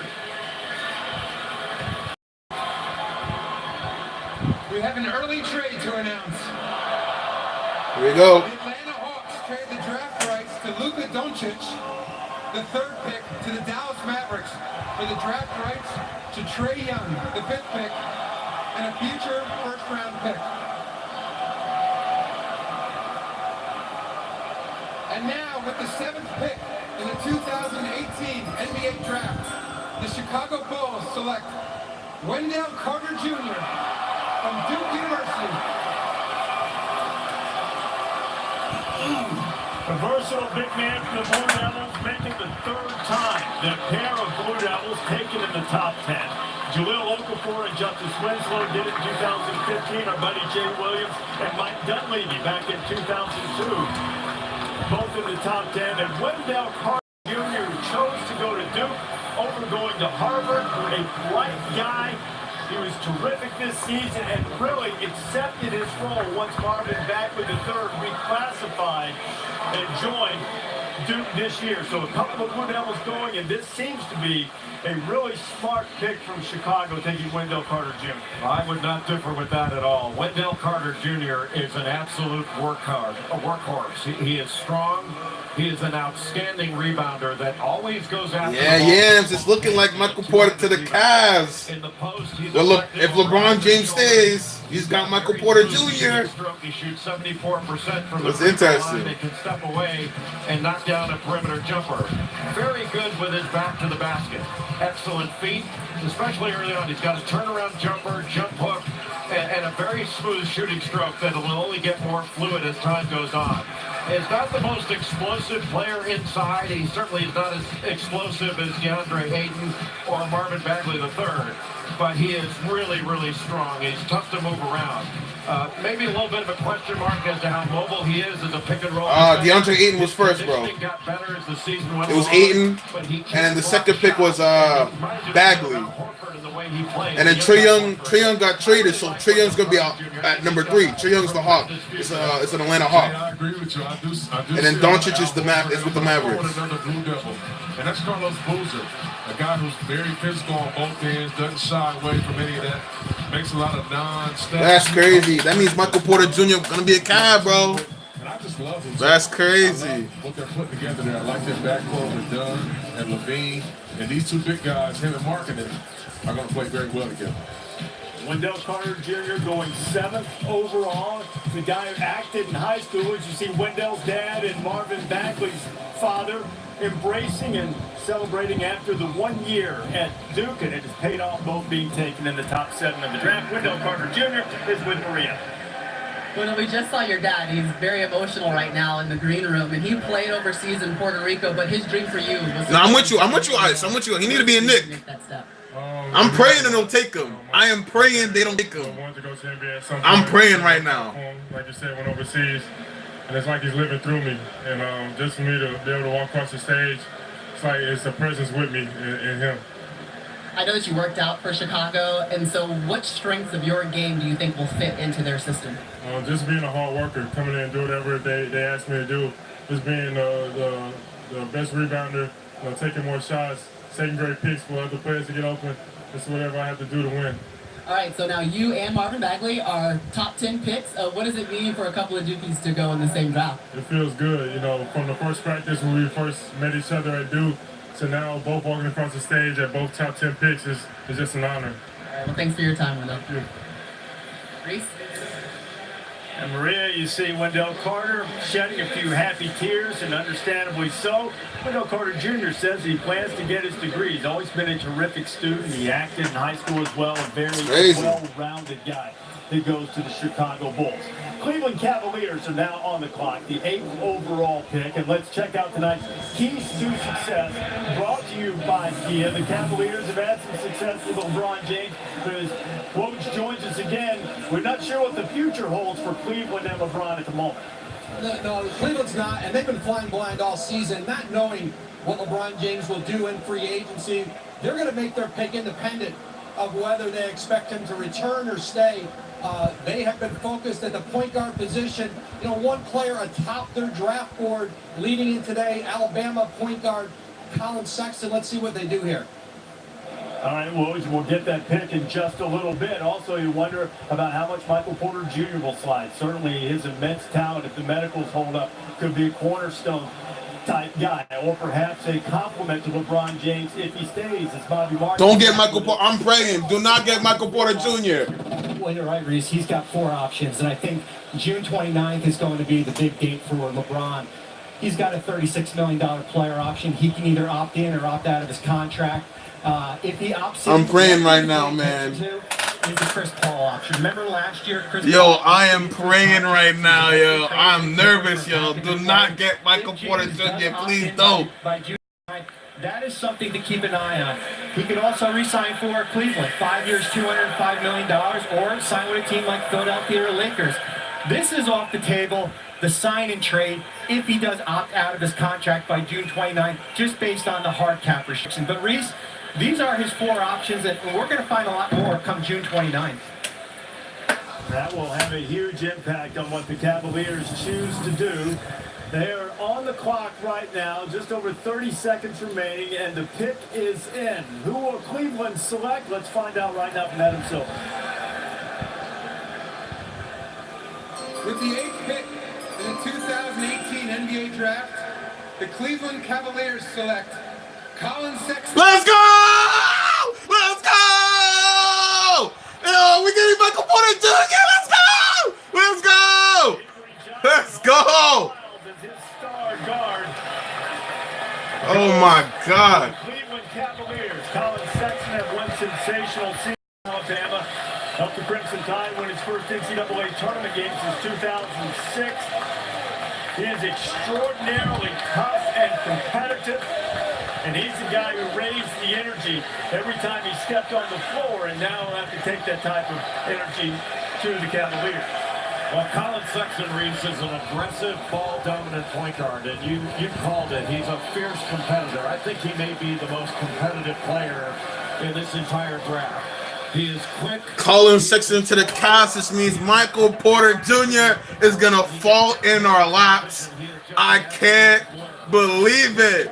Oh, my God, let's go. Good middle game, and his jump shot is really improving. And he shoots 78% from the free throw line, which is a pretty good indicator that he's got the ability to get much better as a shooter. Changes speeds very well. He's got an excellent burst with the basketball. I don't know about this pick. You know, he's not a great shooter. He's athletic though. He's fast. He's competitive.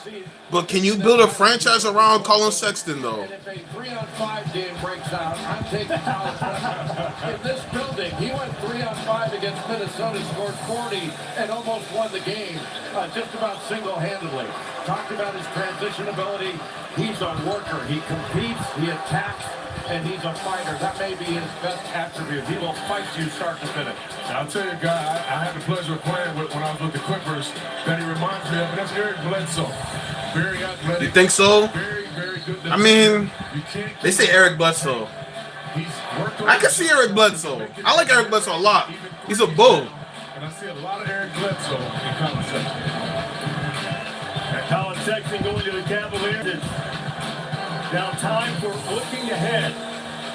Brought to you by Wells Fargo. You see Avery hugging Colin's mother. Maria is now with the young boy, Colin Sexton. Well, Reese, he doesn't have to change the color of his jacket because he already has the matching Cleveland colors. And 2 years ago, you were an unranked high school player. Now you're a lottery pick. What does that mean? It just shows all my Yeah, yeah. When he played for Alabama, I seen tape. He's a bull. He likes to compete. Good defensively. Just show people what I can do. Make your pitch to LeBron. Fast as hell. He's athletic as hell. Let's do it. I see you need a few pieces, that one extra piece this past season. Hey, let's do it. Let's go back to the finals. Let's do it. Yeah, I like that attitude. I want you to stay with them in Cleveland. Congratulations. Thank you. LeBron not staying though. I'm telling you right there. Colin Sexton trying to. Let's go. We get Michael Porter Jr. Let's go. Let's go. Great season. Kristaps Porzingis missed a big hunk of the season with a torn ACL. Don't know when they're going to get the uniform back. They have a new head coach, and David Fizdale, who's fired mid-season as head coach of the Grizzlies, but now perhaps going to get Spike Lee's favorite team back on track. Will Fizdale and whoever thinks. Look at the God, Spike Lee. Look at him, bro. Legend, man. And there we go. Is this the same family? This is the same kid who gave the thumbs down when Porzingis was drafted. I think he's come around. The one that was crying? Yeah. Is that right? That's what I'm told. He said it's the same kid. Wow. Don't steer us wrong on that. We find him every year since then.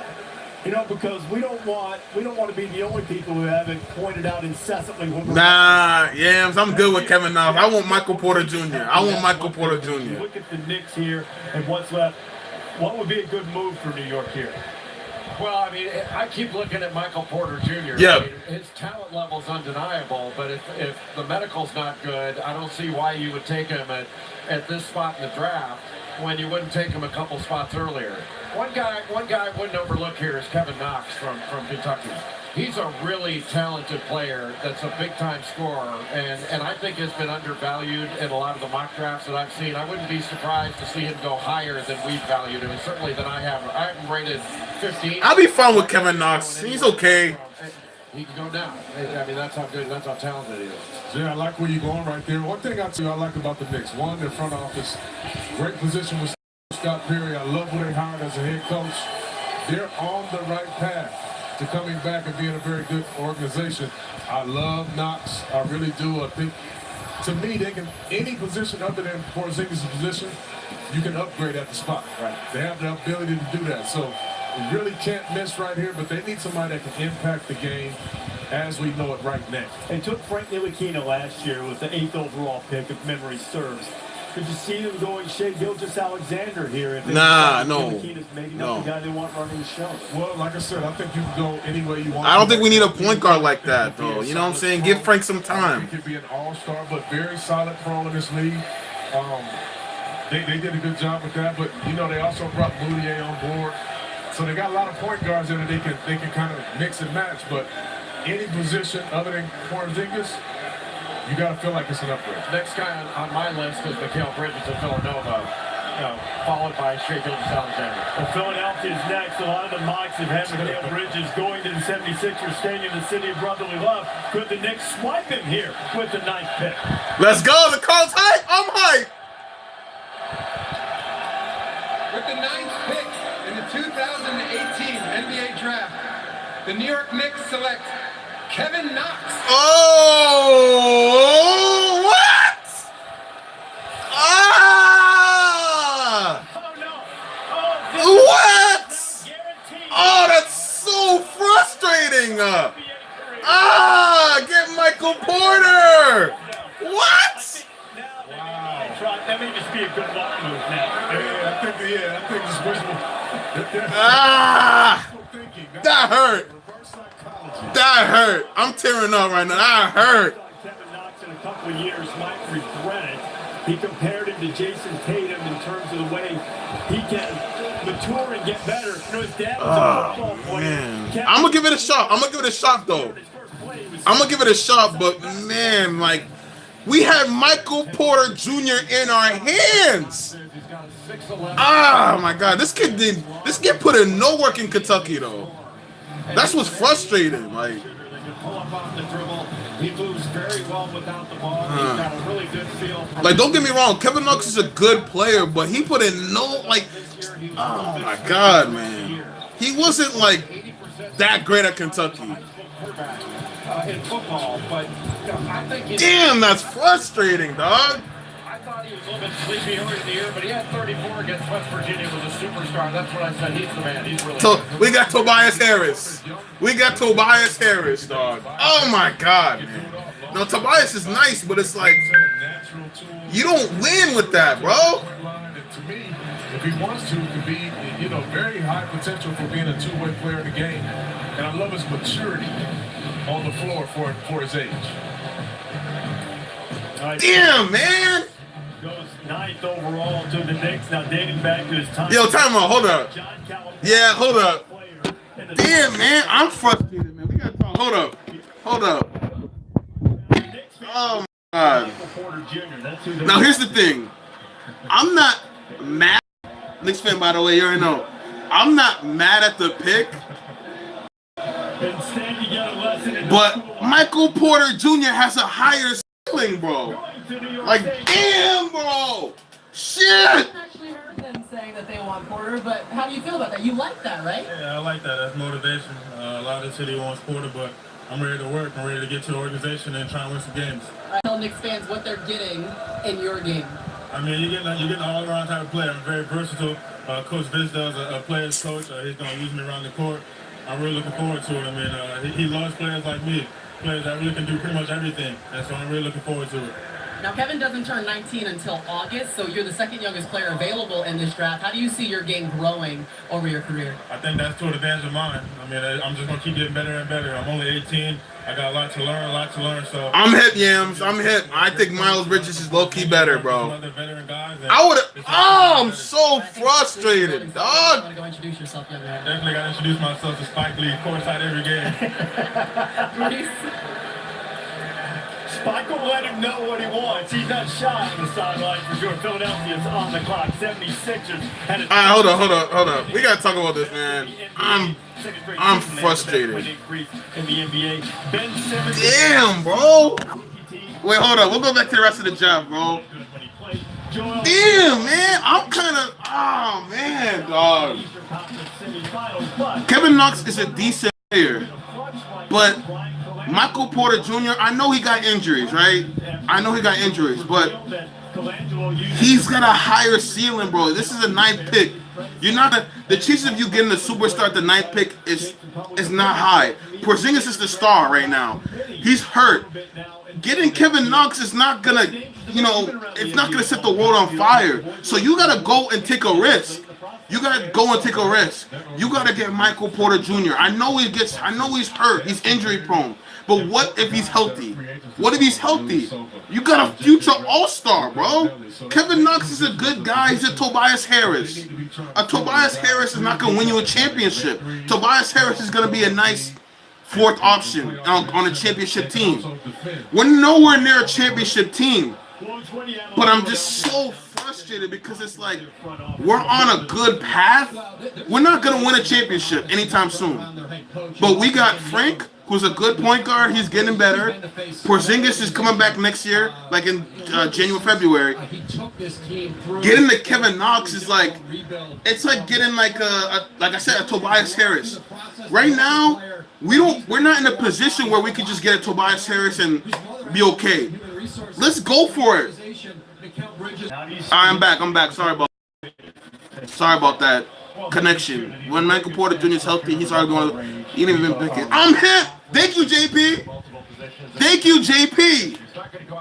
So frustrating. Damn it, man. I'm thinking about it more. I'm more mad than I was 5 minutes ago. We're in a position where we're the number 9 pick. There's not really a big shot of us getting a superstar. So swing for the fences. Let's be aggressive. Michael Porter Jr. has number 1 pick talent. I don't care about the injuries right now. You know what I'm saying? Frank was injured a lot last season. Go get Porter Jr. Damn, bro. With the 10th pick in the 2018 NBA draft, the Philadelphia 76ers select Mikal Bridges. Wow. I think Mikal Bridges better than Kevin Knox, man. Oh my God. That shit hurt. And some Sixer fans in the house. Tommy Cale's mom, Tanisha Rivers, was fired up about this pick.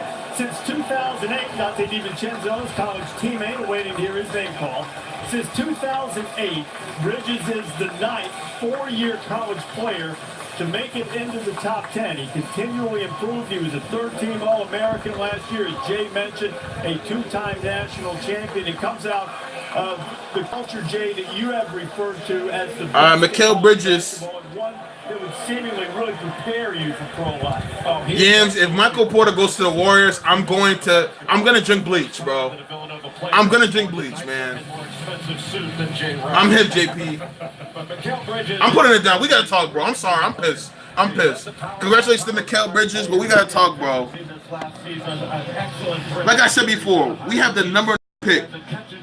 The chances of us getting a superstar. So why are you picking a safe pick and getting a Kevin Knox like a Tobias Harris? Let's go for Michael Porter Jr. If he's hurt, okay, whatever. But what if he is not hurt, bro? That's a number 1 pick. That's the more talent with Porzingis, bro. Oh man, I'm so frustrated, dog. Warrior, I don't know why they sleeping on this guy, bro. Oh my gosh. Like, you have to understand why I'm frustrated. I'm a Knicks fan. Porzingis is gone for he's not coming back till February, bro. We know when he's healthy, he's an all-star. So I don't care about wins right now. I care about just acquiring talent. LeBron's not coming to the Knicks. So let's not, we're not getting a superstar from the free agency. So why not just get guys who are projects? Frank is a project. Porzingis is right now, he's hurt right now. So why don't get a Michael Porter Jr.? He's a project because he's hurt. He's injury prone. But guess what? What if he turns out to be healthy? We have another all-star with Porzingis, dude. So frustrated. I have no problem with Kevin Knox, but it's like Kevin Knox is a safe pick. I don't want a safe pick. Get a home run. If he's hurt, injured, he's a bust, whatever. He's a 9th pick. We don't have to pay him top 10 money. We don't have to pay him top 5 money. But to get a Kevin Knox when we have a chance for Michael Porter Jr., so mad. And like you said, I think he's going to Clippers. I think he's going to the Clippers, man. Damn, bro, so mad. Subscribe tomorrow. Tomorrow I got a video for that. I'm gonna go into detail why we should have got Michael Porter Jr. And I'm not a fan of Kevin Knox at the position, but it's fine. It's fine. You say that you get choked up every time you see him running out of the locker room. Now you get to see him run out of the locker room and you're working. I mean, what does that mean? Damn. It's an amazing experience. I'm so excited, and I'm looking forward to it. And for those that don't know your story, Michaela, you were a red shirt. You turned to a 6th man of the year, and then you were a captain of a national championship team. So how has your journey made you the player? So damn mad. A lot of work, man. I've been through a lot. I know. Like we were trending upwards, I sat out. and then when you just get slapped in the face with Kevin Knox, god damn it, bro. I've been through everything, and I mean, I don't know. I just want to thank God. We had a triple-double threat with Michael Porter Jr., an all-star caliber guy, and you got Kevin Knox. Like, I love Tobias Harris, and they comparing him to Tobias Harris, but you have to understand, bro.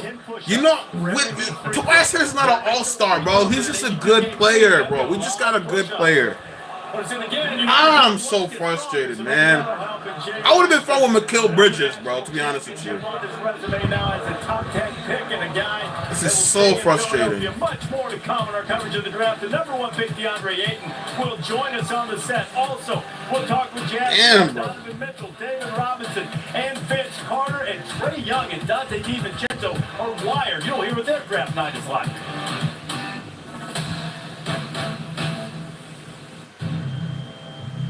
Dead. Somebody's gonna pay for it. All right, commercial break, man. Commercial break, man. Michael Porter Jr. is gonna, man, whoever picked Michael Porter Jr. at this point in the draft, they got the steal of the draft because it's #1 pick talent. And now it's like, it's just unbelievable, bro. Like, I'm just sick, bro. We had him in our hands, man. I'm just sick right now. Who knows? Michael Porter Jr. could be the next Donovan Mitchell. Go in the 12th pick, 13th pick, 14th pick. Turns out to be, you know, a guy who leads his team to the playoffs, man. So frustrating, man. God damn it, man. That's heartbreaking. Heartbreaking, man. Subscribe to the channel. Tomorrow's we got a video for tomorrow. I'm gonna talk about Kevin Knox if I believe Kevin Knox is the right pick, man. So frustrating, dude. Damn. I'm not gonna lie, bro. When I heard Kevin Knox, I felt the way, bro. My eyes were getting watery, bro. I was like, damn, man, we fucked up. Excuse my language, but we messed up, bro. So frustrating. Damn, bro. This is gonna be awesome. Damn, bro. Mr. Elliott, what's your Wi-Fi password? Wi-Fi. But anyway, I'm gonna put this live stream up. Which is why I have Xfinity X. We're gonna continue it. We're gonna keep it rolling. And you can control every device. I don't know when I'll end it. The draft ends at midnight. The signal reaches down. I mean, if y'all want me, man, it just depends on the support. It depends on the likes, man. The more likes I get, the longer the stream goes, and the more we'll talk about ball. You know what I'm saying? So it's really just about if the more people watch, the more likes, the more subscriptions, the more people that subscribe, the more we'll keep going. But damn, man. The pick is it for Charlotte, so we're about to make that move right now. Let's go. And we go back to the stage now at Adam Silver.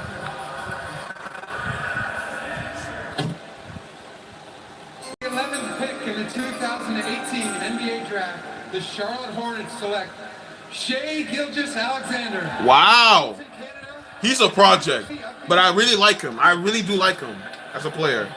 Second Wildcat taken tonight as John Calipari continues to have his players make it to the draft. And Gilgeous-Alexander, as the season went on last year, emerged as the leader for Kentucky. And some believe that perhaps he was as good as Trae Young, Colin Sexton. The opportunity to have a big BMZ are doing Porter Dirty. Exactly, brother. Exactly, bro. Lottery pick in the last 15 seasons. I like this kid, though. I really do like this kid. I saw a couple games from Kentucky.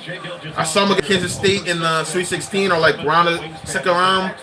He was their best player. He was better than Kevin Knox. He was the guy who got the ball more than Kevin Knox, which makes you so freaking frustrated that we didn't even get this kid, bro. We got the second best player on a boring Kentucky team, man.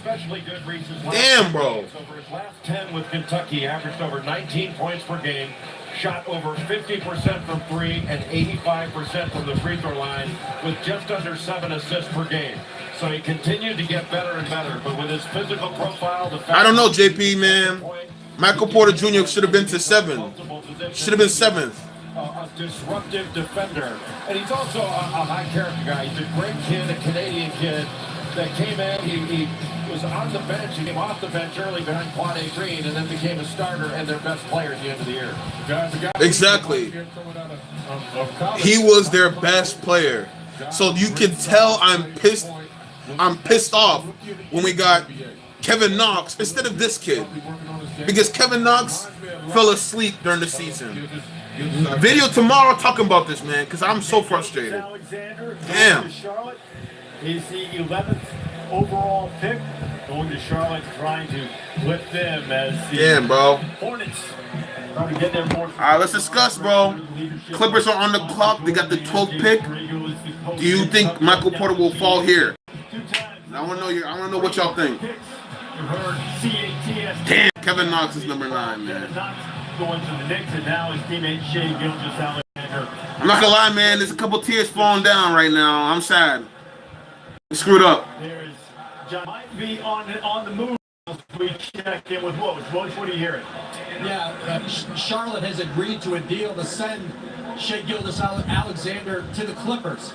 The Clippers will send Charlotte back the 12th pick, the next pick in the draft, and 2 future second-round picks. The Clippers have been focused on getting a point guard out of this draft. They get the Kentucky point guard, and they'll still be able to draft 13th here in the first round. Whoa!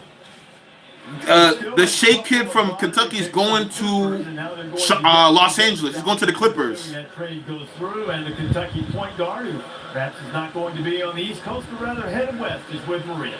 You're right, Reed. Yeah, let's get the interview. Agent told him before he went on stage that he would be going to the Clippers. So, what was your reaction to hearing that you'd be heading to the West Coast? It's a great feeling, honestly. But being able to the NBA in itself is a blessing and something that not a lot of kids get to experience. And me being one of them is an amazing feeling. Well, congratulations, Shai. Enjoy this. Thank you. All right, Shai, Maria, thank you very much. Mike Schmitz has been of the opinion that of all of the guards in the draft, that this is a guy you would have taken ahead of Young, ahead of Colin Sexton. Why? The Clippers got the best point guard in the draft. 6'6", 7-foot wingspan, versatile defender. He's going to be able to guard 1s and 2s and eventually 3s. Has an outstanding feel for the game. Slithery and pick and roll. He's a finesse finisher. He's what teams are looking for in terms of feel, in terms of length and physicality. I really like what he's become. Originally committed to Florida, ended up at Kentucky. And like you said, Reese, wasn't a starter. I really like this kid, man. That's why I would have been fine with this kid with Frank, but when you get Kevin Knox, when this guy was your best player on Kentucky, I'm so damn pissed. I'm getting pissed by the minute, guys. Damn, bro. So he's going to the Clippers. Oh, so Charlotte, I don't know who Charlotte's getting. This pick is going to be the one that winds up going to Charlotte instead. So to put it back in perspective, Gilgeous-Alexander fitting in with what the Clippers have right now. How do you like the pick? I love it. I mean, you get the chance and the opportunity to play for Doc Rivers, who's one of the best coaches we have in our league. Yeah. Things I love about this kid. Man, listen, I'm telling you right now, I think the Warriors got like the 30th pick. There's no way Porter Jr. falls to If Porter Jr. falls to the Warriors, I'm not watching NBA anymore. I'm not watching this league anymore. Because this is ridiculous. Smith is right. Thank you for the likes, though. Thank you for the thank you for the new subscribers. I got a new tomorrow, man. We're gonna talk about this Kevin Knox thing to New York, man. I don't know about that suit he got. I don't know about that suit. Somewhere there are curtains missing. Yes. Okay, so now the pick is in. Clippers making it for the Hornets. Adam Silver coming back to the mic. There you go. This pick's going to Charlotte. With the 12th pick in the 2018 NBA Draft, the LA Clippers select Miles Bridges. Oh, I thought it was Michael. I thought it was Michael Porter Jr. Wow. So Miles Bridges, the latest great basketball player to come from Flint Town, as Tom Izzo has another spot selected tonight. The second Michigan State player that has been picked in the lottery. Bridges left Flint Southwestern High School for Huntington Prep. His mom wanted him to go pro last year, but during his first year at Michigan State, he was alone in the basketball building, or so he thought. And some of the staff heard him walking through going, I love this place. So he stuck around for a second year on the banks of the old Red Cedar. Had a good season, and now he's off to the NBA. Clippers selecting him, but this pick is going to Charlotte. A powerful athlete. Miles Bridges is a lefty, super athletic, above the rim foreman. He's a wrecking ball in transition, a good shooter with his feet set. He's got an excellent shot fake and a very good rebounder, especially for his size. He excelled at Michigan State at the 4 spot, wound up with Jaren Jackson Jr. coming in this last year as a freshman, wound up moving to the 3. His rebounding is excellent at both ends of the floor. A very good offensive rebounder, a very good defensive rebounder. Averages over 8 rebounds per game for his career, and he can get up over people. But his strength is as a finisher because he is such a great athlete. Maybe the best dunker in this draft. A solid defender and can defend bigger people, can defend on the perimeter, and zero ego. Another great kid in this draft. Reminds me of a guy I competed against him for a long time, the Matrix. Sean Marion, get off the floor really quick, but I love, like you said, I love his size. The combination of size, quickness, athleticism, and power. Competes on both ends, unafraid of contact. I love what he's going to be able to do, and I don't know where he's going to be. If it's going to be the Hornets or it's going to be the Clippers, but whoever it is, going to love coaching this kid. And there's a proposed trade to the Hornets. Expected that it will go through, assuming that it does. Miles Bridges will be on his way to Charlotte. Right now, he's on his way to visit with Maria. Yeah, he's got his Clippers hat on, but with that proposed trade, you could be a Hornet. Now, you didn't work out for Charlotte this season? No, but I love the city of Charlotte. He's kind of pissed. You can tell. He wanted LA. He wanted to be in LA with them shorties. So your mom wanted to go pro a season ago. You waited to go this year. You're still a lottery pick. What does it mean to be walking across that stage? Oh, man, it's just a blessing to be here. I give all the glory to God.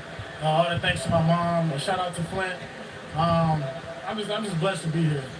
And you're here with Coach Izzo. And what has he done for your game, and how will that make you an even better pro moving forward? Coach Izzo, he just pushed me every day. He wanted me to be the best player. And I give all the grace to him, to God, everybody. Well, congratulations. Yeah, thank you. Shout out to Flint. Gotta like that skyline of Flint tattooed on Miles' back. And this trade, we are told, is now official. If the Clippers will get Shai Gilgeous-Alexander, the 11th pick, the Hornets will get the draft rights to Miles Bridges, the 12th pick, and the Clippers are back on the clock right now with the 13th pick in the draft. 13th pick in the draft last year turned out to be the best rookie. And this is going to be Michael Porter Jr., bro. Unbelievable, dude. That was sensational. We'll visit with Donovan and see who the 13th pick in this year's draft will be.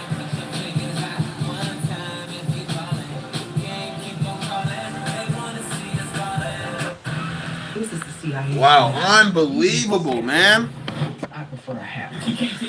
Now, I'm trying to think who said in the chat that Michael Porter Jr. will be a Clipper. I see why not. You have 2 picks. Get him. Don't see why. It the Clippers don't get Michael Porter Jr. because it's like, who else you gonna get? You have 2 picks. You got Shai Alexander. Why not get a project? Why not get Porter Jr.? Got talent. We're in a commercial break, though. Yo, what's your favorite teams, man? What's your favorite teams? Type it up. Let me see. I'm Captain Obvious, and Hotels.com rewards me basically everywhere I stay. So why am I stomping grapes with aerobics enthusiasts near this B&B? Damn, man. Or doing goat yoga at this mountain resort?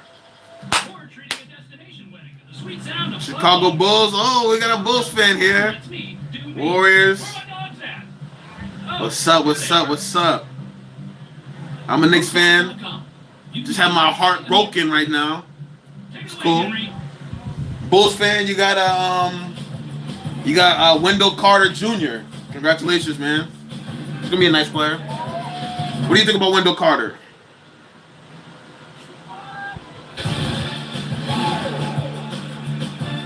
Starting now, everyone gets the plan they want.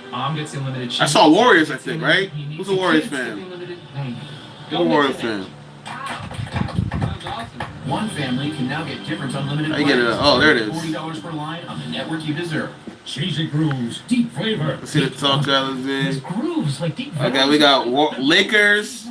So we got a couple Lakers fans here. We got a Warriors fan. We got Chicago here. I know a couple subscribers of mine. Torito.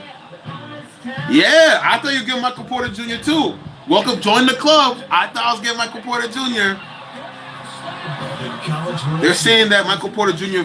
has slipped on the draft board because of injuries, because of, you know, the report of his medical is that he has that back injury. It's not good for the long term. He might retire quickly. I don't know, but for the long term, they're not saying he's gonna be healthy. So we're back. Barclays Center for the NBA Draft. Our next WNBA matchup on ESPN2 Friday 10 Eastern. 7 We're watching WNBA on Friday. The Liberty taking on Asia Wilson and Aces. You can watch it live on Ace and Liberty. Anywhere you are. Clippers have their. Here we go, 13th pick. It will be Michael Porter Jr. With the 13th pick in the 2018 NBA Draft, the LA Clippers select Jerome Robinson from Boston. Wow! What? Jerome Robinson, the high-scoring BC Eagle, is the first Boston College player. What? In the lottery. Lottery started in 1985. He is on his way. Wow, man! After having just a sensational season. He's from BC though. I have to congratulate him. Grew up in Raleigh, a fan of the Tar Heels, and then spent his career bedeviling not only the Tar Heels, but pretty much everybody in the ACC, Jay. Jerome Robinson may be the most complete offensive player in this NBA draft. He's a versatile scorer, very quick with the ball. I actually do like this pick though. And he's got a good mid-range game. He can shoot it from free, and he's very good off the bounce. Another guy that's got an excellent shot fake to keep defenders off balance, and he's a very good pick-and-roll ball handler. Yeah, he's got to improve as a defender. He doesn't have the greatest quickness, but he should be a very good player at the NBA level in time. Offensively, he's really... We got some connection issues. And a great kid. All right, we got some connection issues. Hold up. I'm back. Hold up. There you go. Clippers is now time for Look Ahead, brought to you by Wells Fargo. Here's Maria with Jerome Robinson. You know, Reese, it's interesting that Jerome's going out to the Clippers because last summer you spent 7 weeks in LA training and you felt as though that was a turning point in your game. Take me back to that moment and how it's helped you make it to this one. Yeah, I mean, it was amazing. I think it really changed my life, and going out there and preparing against some of the best competition in the country, you know, against professionals and guys that were in pre-draft. I knew leaving there that I would be in a situation like this 12 months later. All right, you led the ACC in scoring. You definitely put everyone on notice. But for those who haven't seen your game, describe what it is. Yeah, just a great overall player. You know, somebody that can score at all 3 levels, play multiple positions, and play make as well. It's going to be exciting. I saw how excited you were with the handshake with the commissioner. I mean, just put into words what it means to be in this moment. It's something you can't put into words. You know, it's crazy. It's an unreal feeling, and I mean, I'm very excited. Congratulations. Enjoy this moment. Thank you. Appreciate it. Maria, Jerome, thank you very much. They are doing MPJ dirty. Yep. Man that we thought perhaps a year ago would be the #1 or #2 pick in the draft, Michael Porter Jr. out of Missouri. You see what he did in high school. He was the MVP of the 2017 McDonald's All-American game. But at Missouri was hurt. Yo, if Phoenix picks up Michael Porter Jr. and DeAndre Ayton, I'm going to be so damn pissed. They got a dynasty. Just how healthy he is and what the prognosis is for Michael Porter Jr. as it pertains to health. Woj is back with us now. Woj, what's happening with Michael Porter Jr.? I know this has been a long night for him so far.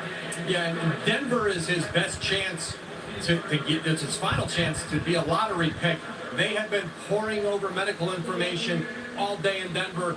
Their president of basketball operations, Tim Connolly, Arturas Karnisovas, their general manager, they expected the possibility of Porter would get down to them. He's there now, and they've got a real difficult decision to make.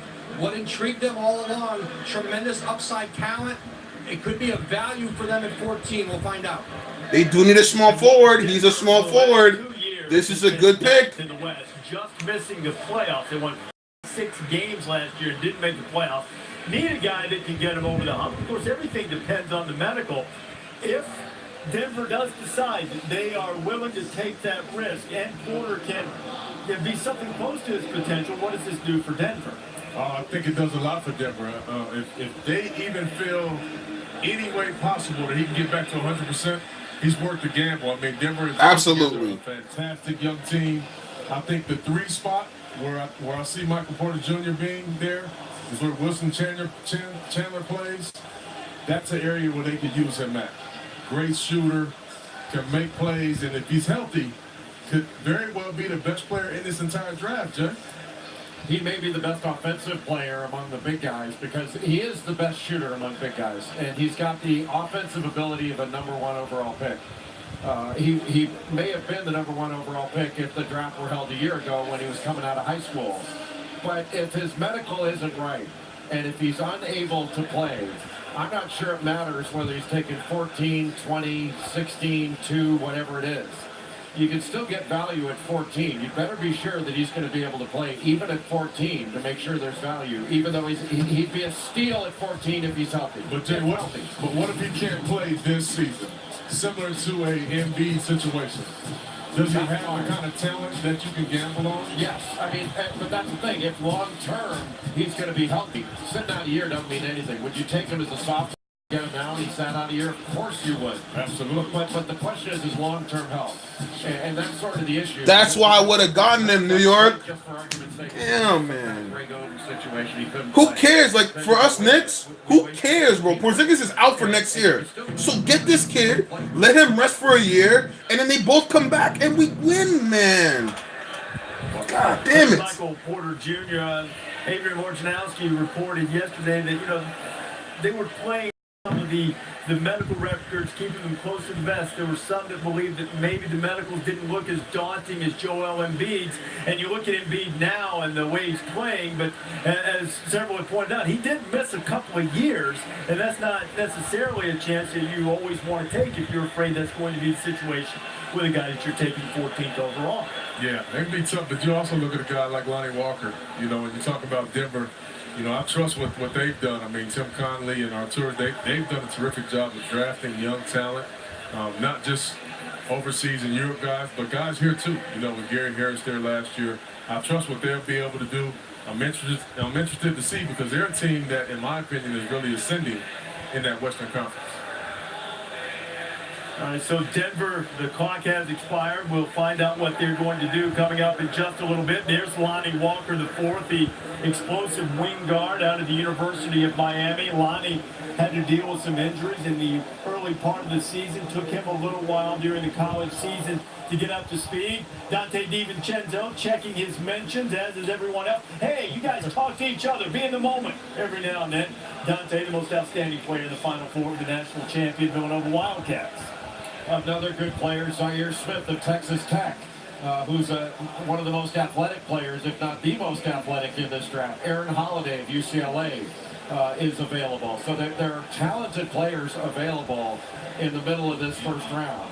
And you're not going to get anybody with bigger upside than Michael Porter Jr. It all comes down to whether he can play and whether he's going to be healthy long term. And I think the benefit, to be honest with you, when you're Denver, you got a lot of good young pieces. You don't have to draft the best talent there. You draft what you need, right? And to me, they could use some guys on the wing. They don't need a point guard. I think we all love Jamal Murray there. So you're in a good position if you're the Denver Nuggets. Have a look at Zaire Smith. There's Aaron Holiday, who has brothers who play in the NBA. Will Aaron's name be called next? Will it be Michael Porter Jr.? Nuggets, the pick is in. Here's Adam Silver. With the 14th pick in the 2018 NBA Draft, The Denver Nuggets select Michael Porter Jr. Wow, yeah. University of Missouri. He's tight as shit though. Excuse my language, but he's hot as hell. The goal is just to produce. He'll have that opportunity, and we hope certainly that he's at full health.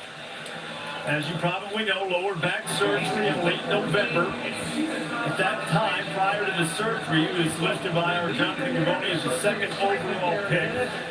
Didn't win in either game when he came back at the end of the season as Missouri was beaten in the SEC tournament by Georgia and then lost the first game of the NCAA tournament. But Michael Porter Jr., an immense talent, and now Denver at 14. Figure you might as well spin that wheel of fortune. Well, I do think we're right in saying that he has the ability on the offensive end of a #1 overall pick. He's a very gifted athlete, very fluid at 6'10" with a 7-foot wingspan and very skilled. But where he really excels is shooting the basketball. I'm so damn mad, bro. He takes and pops to three-point range. He does have the ability to defend with his wingspan and athleticism. There have been questions about his toughness. Obviously, at 14, you're never going to get a player of this caliber unless there are question marks, and the question mark being his back and his health long term. But if the Nuggets have satisfied themselves and that's not a problem, they very well could have gotten a steal here. Listen, guys, I'm going to assume that he's healthy, and if he is, it reminds me of a young Kevin Durant. I mean, we could have had a young Kevin Durant, bro. Oh my God. Sick to my stomach. He's a nightmare to guard, and he has a passion to score the basketball, similar to KD. Well, you just had to really give it to those poor fans in Seattle by showing KD in the Seattle uniform, didn't you? Yeah, I'm sorry. Michael Porter Jr. on his way to Denver, and he's with Maria. You know, Michael, you described your playing career as riding the elevator until your injury, and then you had to take the stairs. So describe what it's like to get through all of that adversity and make it to this stage still as a lottery pick. Man, all I can say is it's a blessing. You know, I'm not entitled to this. Everything's a blessing. And I'm so excited. You know, my path was a little different than everybody else, but I'm going to make sure that this pick is this organization's best pick they've ever made. You said one of the big questions that you had to answer throughout the draft process was, will you be able to have a long playing career? How would you address that question right now?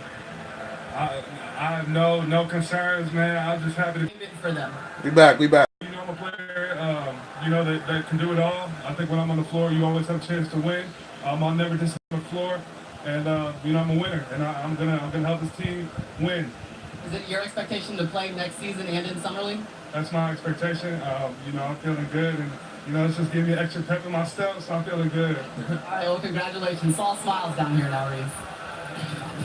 And Maria, that's good to see. Coming up after the break, #1 overall pick DeAndre Ayton will join us with his team to sell picks again. The Wizards are on the clock. 15th pick when you come back. With the first pick, the Phoenix Suns select DeAndre Ayton. The Sacramento Kings select Marvin Bagley III. The Atlanta Hawks select Luka Doncic. The Memphis Grizzlies select Jaren Jackson Jr. The Dallas Mavericks select Trae Young.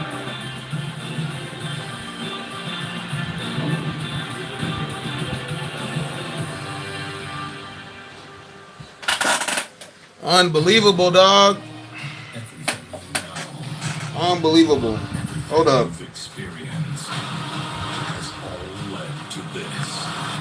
Yeah, so I'm just stretching the legs, but yeah, he's not going to the Warriors, I'll tell you that. But this is a good pick for Denver, though. Good pick for Denver. Hold up, let me fix something. Let's see, hold up. Let's see if we got something here. Hold up. Nah, alright, hold up. Never mind. But what y'all think, man? Hold up. Let me fix something. Alright. Put it right here. Unless you have an extra Best's pizza. So Michael Porter Jr. is a Denver Nugget. Congratulations to him. I know he's tight though. He could have went to LA. But hey, now the Wizards are on the clock.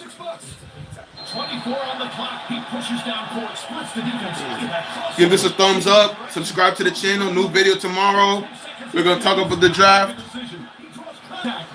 I'm not going to lie. I'm probably going to rant about not picking up Michael Porter Jr., but we'll see. Or a better version of it. Just ask Dos Equis, Sweden's most celebrated Mexican cerveza. Oh, God. 4 X's. Dos Equis. Keep it interesante.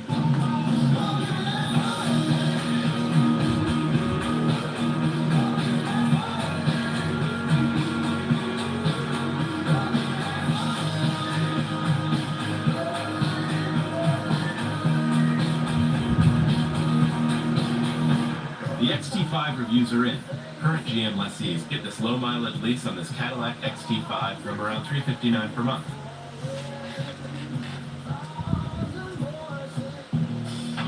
This may look like a car, but it's not a car. Because we don't make just cars. We make technology that moves people. This is the all-new Nissan Leaf, featuring Nissan Intelligent Mobility with tech like Pro Pilot Assist that is reinventing driving and changing the way we commute. Now the most exciting tech you own is in your driveway. Man, crazy. That's just crazy, man. Could Kawhi Leonard be drafted tonight?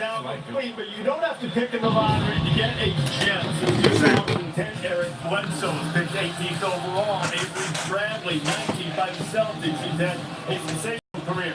Kawhi Leonard, about whom you will hear much more throughout the rest of the summer until he makes the decision. Jimmy Butler barely made it into the first round. The Greek Freak was 15th overall, and that's where we are in the draft now. Rudy Gobert barely in the first round.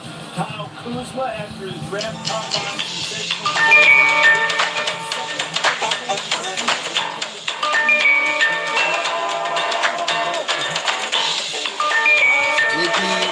Number 12, Michael Porter Jr. got drafted by the Nuggets at 14.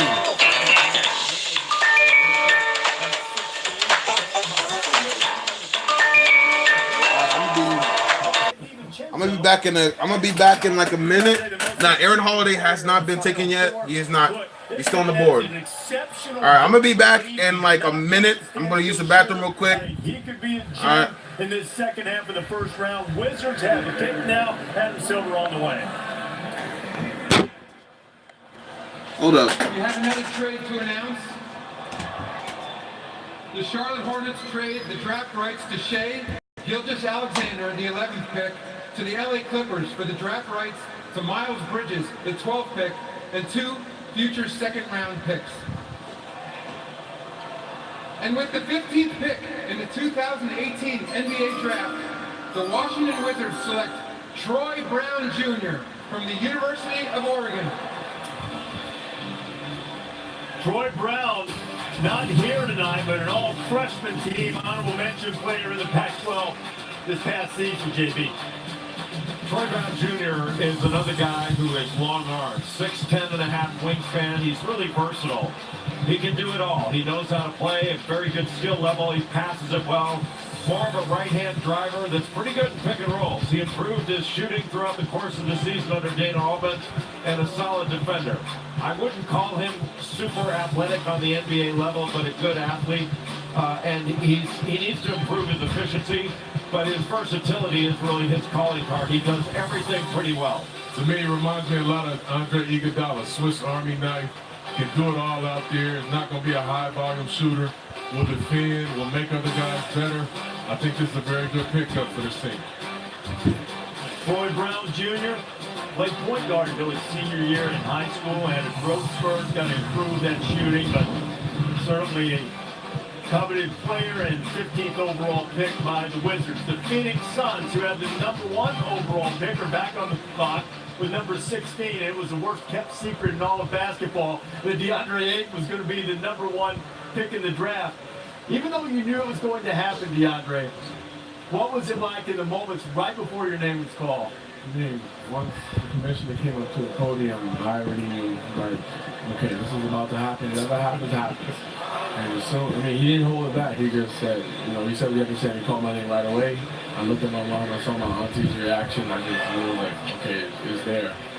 I've been trying my best to keep my emotions to myself.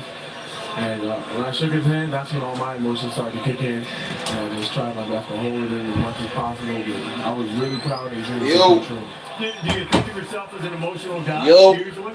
I mean, What did I miss? Not really, but today is my night. Today's our night, and hard work really pays off, and we really.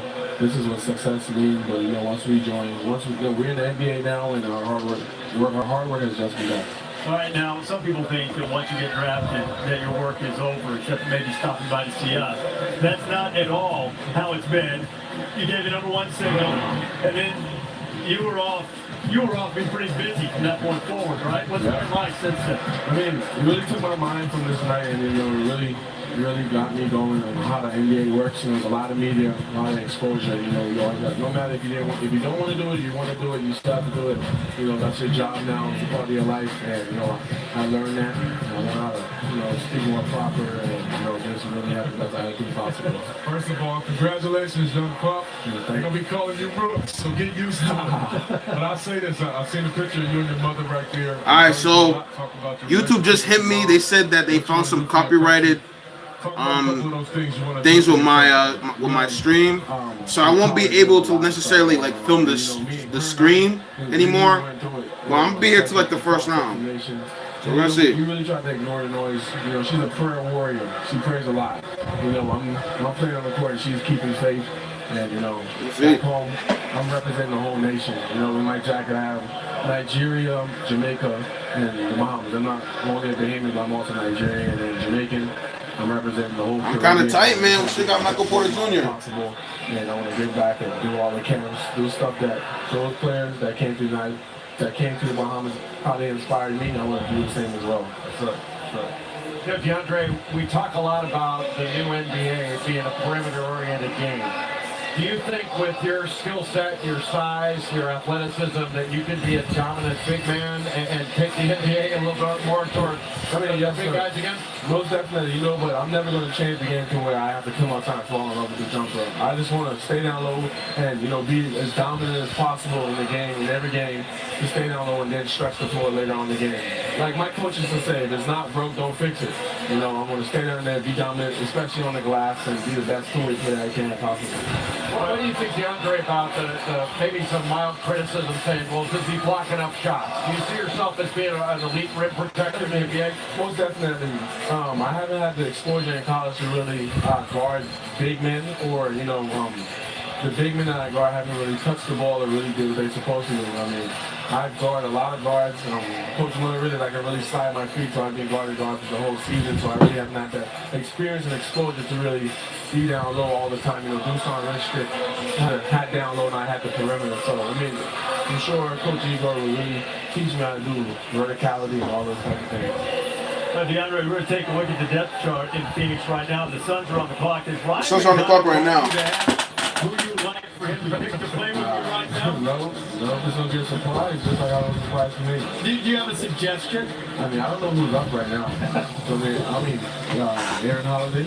Aaron Holiday's available. He's a great point guard. I would love to play with Aaron Holiday. He's very smart. He took over UCLA. Playing against him, he's so vocal. He's such a leader. He's a point guard, but he's one of those old school point guards who are like, I want you to do this and this and this, and he's also showing that as well.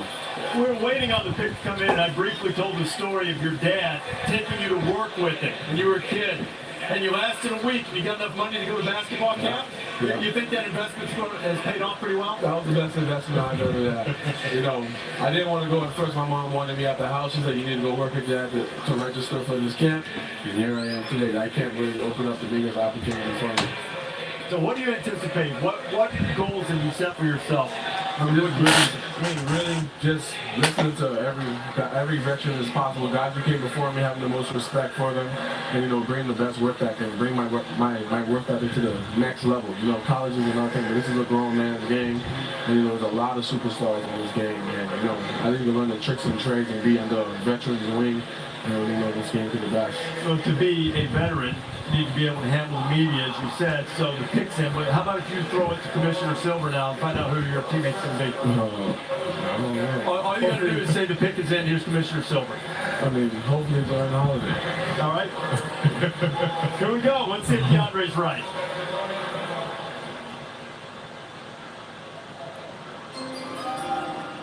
With the 16th pick in the 2018 NBA Draft, the Phoenix Suns select Zaire Smith from Texas Tech University. Wow.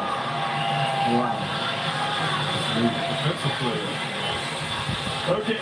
You see DeAndre nodding. Zaire Smith is a very explosive player out of Texas Tech, but we are hearing that this pick is going to move from Phoenix and go to Philadelphia with the 76ers. That's what we're hearing right now. Let's check in. No, Aaron Holiday has not been taken yet.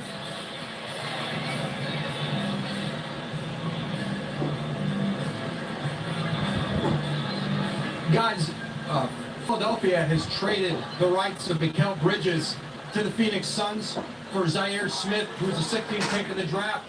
The Suns will also send a 2021 first-round pick that they have from the Miami Heat to Philadelphia. So Mikal Bridges, who grew up dreaming of playing for the Sixers, mom works for the Sixers, he'll go to the Suns now. All right, Woj, so after that feel-good moment and scene, Mikal Bridges apparently on his way to Phoenix. Take a look at Mountain Dew kickstart rising star Zaire Smith out of Texas Tech. You know, Zaire Smith was not a highly recruited player. He wasn't a top 50 guy, but he is a world-class athlete. He's 6'4", 6'5". He's got a near 6'10" wingspan. He's got a 42-inch vertical and really stands out as a defender. An excellent offensive rebounder. You ask any coach in the Big 12, and they will tell you. So instead of the Suns getting a guard, they got a forward. And a really hard-working young man. And here's a guy who I compare him to, Avery Bradley. He's talking about defensive pressure, picking up the golf ball. And they traded him. Turning the guy 2 or 3 times, but being able to make athletic plays on the other end of the floor, too, and having a good mid-range jump shot. Okay, so Zaire Smith, drafted by the Suns, apparently on his way to Philadelphia with Maria. All right, Zaire, you had 2 workouts with the 76ers. So what have they told you about your potential role that you could play? They really like me. They really like my game. They said, the coach said it was interesting, and I look forward to seeing what happens. Your entire story is interesting. You are the first non-ESPN 100 recruit to make it into the first round. So what does your story mean, or what have you learned from this journey you've been on? As long as you keep working hard, good things will happen. I put hours and hours in the gym, and it paid off. A year ago, your whole thought was, I'll be playing my sophomore year at Texas Tech. I mean, what does it mean now to know that you're about to be a pro? I mean, that's crazy. 76ers got a squad. Here probably dominate, but it's crazy. They got a squad. Congratulations. Thank you. Maria, Zaire, thank you very much. DeAndre Ayton, the Suns' #1 overall pick, is with us. And DeAndre, you were sitting here when Woj broke the news that the proposed trade would send Mikal Bridges. Hopefully we continue to the first round. What have you seen of Mikal? What do you think? He's definitely a winner. You know, 2-time. Not sure if I can give it a second round, but we'll see. And athletic, you know, I've been watching him since Battlefield. Subscribe to the channel because we're gonna continue to cover the NBA draft.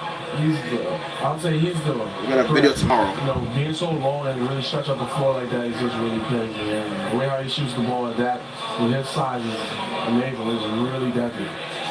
We congratulate you. What a great night for you and your family. We wish you all the best in your first season and your entire career with the Suns. Thank you so much. Thank you guys for having me. I appreciate it. Thank you for being with us. #1 overall pick in the draft.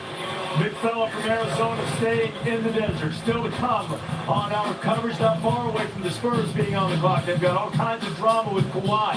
David Robinson and Vince Carter will join us for interviews. Trae Young, Dante DiVincenzo, Wire, and the Bucks are on the clock.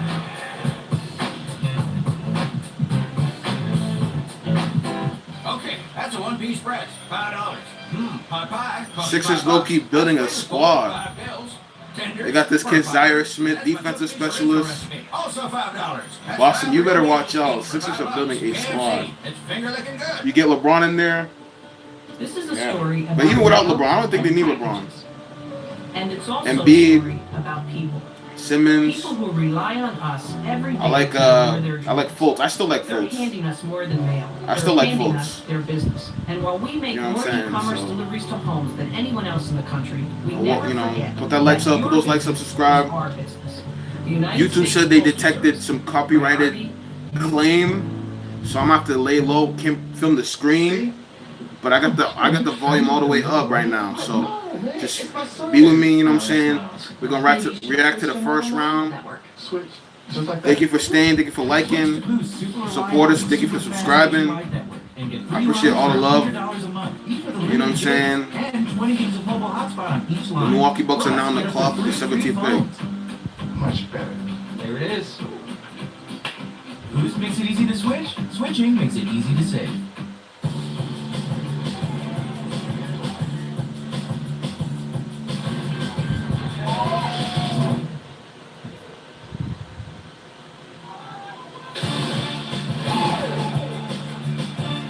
It's the America's Best Value Summer Event at Quirk Kia of Braintree. Save up to $8,000 off our selection of over 500 new Kias, plus our lifetime powertrain warranty. Visit QuirkKia.com. Mr. Elliott, what's your Wi-Fi password? Wi-Fi? Wi-Fi is ordinary. Basic. Do I look basic? Nope. Which is why I have Xfinity X5. It's super fast, and you can control every device in the house. Let's face it. And thanks to these X5 pods, the signal reaches down here, too. So, Sophie, I have an X5 password. And it's Damn, man, this is crazy, man. Simple, easy, awesome. Xfinity, the future of awesome. It's the America's I'm frustrated in a lot of things. Kia of Braintree. Lease an all-new 2018 Sorento LX all-wheel drive for $99 a month, plus our lifetime powertrain warranty. If you ask me who's gonna have the most success, Visit QuirkKia.com. I gotta go Luka Doncic. I think he's gonna be the best player out of this draft, to be honest with you. For the Mavericks, Presented by State Farm, 17th pick on the clock. That is I know my subscriber Big Bigs, and I got a couple subscribers who are Mavericks fans. Up to this point, You got the best player in the draft, in my for the opinion. first time in franchise history and the #1 overall pick. They took DeAndre Ayton out of Arizona as expected. DeAndre was just with us here on the set. What an engaging young man. He's gargantuan. Dude, until you're beside him, I don't know if you can fathom just how big this dude is. Dallas made a deal with Atlanta. They got the guy they've coveted, and Luka Doncic. Doncic just off a championship in the Spanish League and also a EuroLeague championship. Perhaps the most accomplished international player ever to be selected in the lottery. And then Trae Young on his way to Atlanta as the pick was made by Dallas and sent to Atlanta. Trae Young's a Hawk. That'd be very interesting. That means Dennis Schroeder might be gone. About his medical condition coming off back surgery at Missouri, went to the very last slot in the lottery, and the Denver Nuggets took him with the 14th overall pick. And now the Bucks need someone to go with the Greek Freak. Had a fine season this year. Let's see who the Bucks take at number 17. Here's Evan Silver. With the 17th pick in the 2018 NBA Draft, the Milwaukee Bucks select Dante DiVincenzo. Wow! That red-headed bull from Villanova. The most outstanding player of the Final Four for the national champions of J-Wright, Dante DiVincenzo, sophomore guard from Villanova, had 31 points in the championship game. No one from a winning team that had more since the field expanded. Danny Manning put up 31. Glenn Rice. First white guy drafted. DiVincenzo did. The big ragu. And he is a big leaper in addition to being a tremendous shooter. As we take a look at one of the Mountain Dew Kickstart rising stars, they call him the Michael Jordan of Delaware, right, Bill? It's Dante DiVincenzo. Well, they should call him the Michael Jordan of Delaware. You mentioned how he can jump. A 42-inch vertical measured at the combine. And the combine was where he really popped and really stood out. In addition to that, tremendous performance in the NCAA title game against Michigan. Dante DiVincenzo averaged 13 points, 5 rebounds, and 3 assists for Villanova last year. He shot over 40% from three-point range as a sixth man, coming off the bench and filling in wherever it was necessary. He's got a very good mind for the game. He is terrifically athletic. solid in pick and roll situations, and he can shoot it. Catch and shoot or pull up. And we've seen him rise to the occasion in the biggest games and on the biggest stages. But I thought where he showed his competitiveness was at the combine. Had a great first day when a lot of people said, hey, you need to shut it down, don't play the second day. He said, no, I'm playing. I came here to play, I'm playing. Played even better the second day. First of all, guys, I think this is a great pick by the Bucks. It's something that they need, but he reminds me of a guy that I played against at the end of my career a little bit, and that is Tyler Johnson. Gets up off of the floor, very athletic, can defend, plays really hard every single game. I'm very impressed with this pick. I'm impressed too. I love Dante. I love Dante DiVincenzo. I think someone asked me where I think it should be. I thought it was going to be late first rounder, but this is a good pick. Michigan in the national championship game since 1980. You see the names John Morton of Seton Hall lost in that championship game to Glenn Rice in Michigan. So DiVincenzo's championship game performance, one for the ages. Since 1980, only Morton has scored more points. There's Jay Wright, Dante's dad. I'm sure Jay thought that he was going to have Dante around for another year, but he is now with Maria Taylor and on his way to the box. Well, you know, Dante, last time we saw you on a stage, you were receiving the trophy for the most outstanding player in the Final Four. So how does that moment compare to shaking the commissioner's hand? That was unbelievable. That was a connection and a bond I shared with my teammates, and this is they set me up to be here. Coach Wright set me up to be here, and it's just a blessing to be in this position right now. How much time have you spent around the Bucks organization, and what do you know about the role they want you to play there? I got to visit there. I got to sit down with the whole front office and the coaches, and I mean, I really loved it. I really loved it. We talked for a very Watch long basketball, time. you They're MVP. working out, so I got to talk to them. What are your thoughts on Klay Thompson? What team do you think he would best fit if he left the Warriors? I have not. Klay would fit any team. Okay, so he's on like American food tour, so I'm going to give you an opportunity to throw out. If I'm being honest with you, what would it be? I'm a Knicks fan, so I would love Klay Thompson, but I think Klay Thompson's a top 10 player in this league. Say that. Of course. Reese, Dante, congratulations. Thank you very much. Here's Dante's mom. I don't know. Make a little pasta. You can send some. I think Klay Thompson, first of all, is a top 10 player in this league. And I think it really depends. I think he can fit on any team, to be honest with you. Because to be honest with you, there's not many shooting guards are one of the positions in the league that is lacking. I mean, there's not that many great shooting guards. So I think he can fit on any team. I would love to see him maybe with the Spurs, that style of play. I could see him be a superstar somewhere else too. But I really do like Klay Thompson. Regular season and postseason, wound up playing in just 9 games for the Spurs, and then the word came. The Spurs are on the clock. Wanted out of San Antonio, despite the fact that that's going to cost him. See what happens with Kawhi. Significant money if he doesn't go back in terms of the next contract that he can sign. Can't become a free agent after this upcoming season. Greg Popovich, as has been well reported, wants to meet face-to-face with Kawhi to see where these two sides are.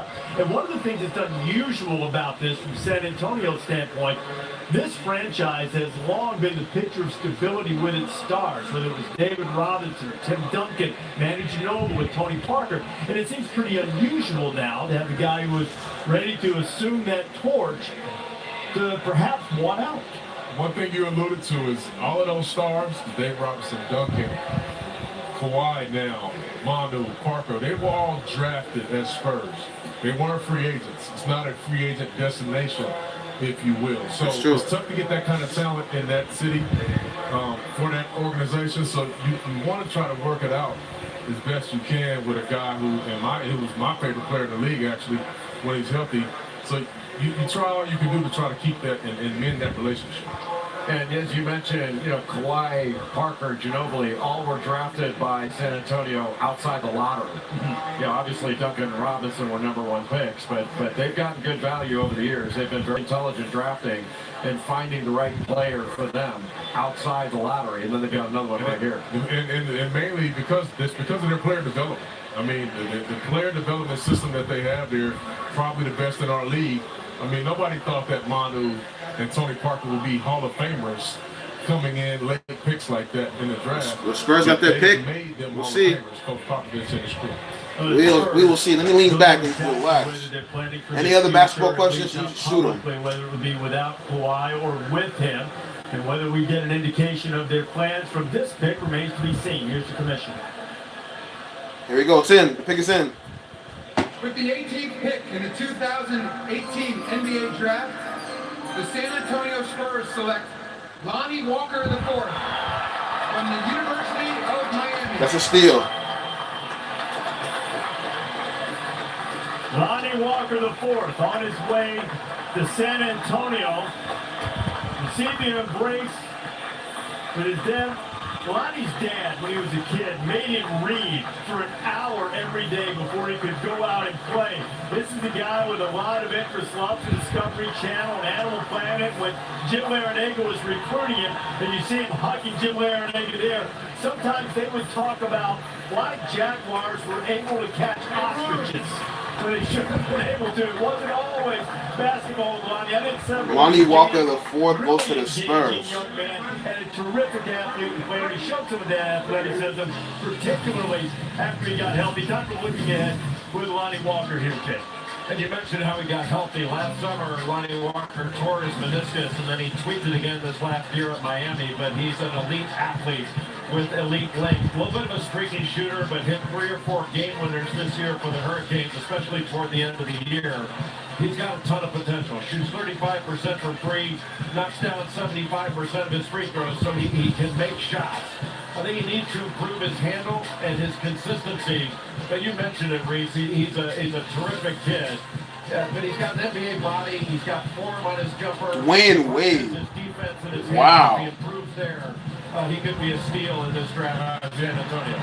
Jay, he reminds me of the young D. Wade. I mean, excellent, solid body, strength, has an unbelievable set of God-given tools.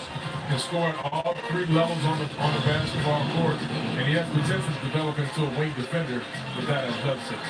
Lonnie Walker IV has been inspiration to people in his hometown of Reading, Pennsylvania. He sent a letter to his hometown and fans thanking them for helping him prepare for his freshman season at Miami. He thanked Reading High School for he led them to their first state title, told young kids there to continue to work on your skill regardless of whether it's basketball, art, chemistry, whatever it was, and to believe in yourself. Look at me, he said. I'm just a kid from Reading, and there's a watch party in Reading, PA, and this is the moment that they've waited on to see where their hometown hero, Lonnie Walker IV, would wind up, and he's going to a great situation in San Antonio. It's time for Lonnie Walker IV to look ahead. It's brought to you by Wells Fargo. Maria. Spurs got a good one. Well, there's a watch party in Reading, PA. There's a welcome party here as Lonnie Walker joins the Spurs. The Admiral's here, so welcome him. Yeah, absolutely. Welcome to the Spurs. All right, let's start, though, with the watch party and what it means for you, because you could have easily left Reading, PA, and gone to a different school, but you decided to stay, Lonnie. Why was it so important to you? It's just so important because at the end of the day, it's bigger than basketball. You know, I got the opportunity to create my message through basketball. And, you know, got to motivate the youth. That hairstyle is crazy. Just like anything, I'm just a kid from Reading. What do you feel like you would like Lonnie to know about the organization that he's joining right now? Yeah, no, the great thing is that they will take good care of you. And Pop is a guy you got to just trust. He'll put you in a position where you can be successful.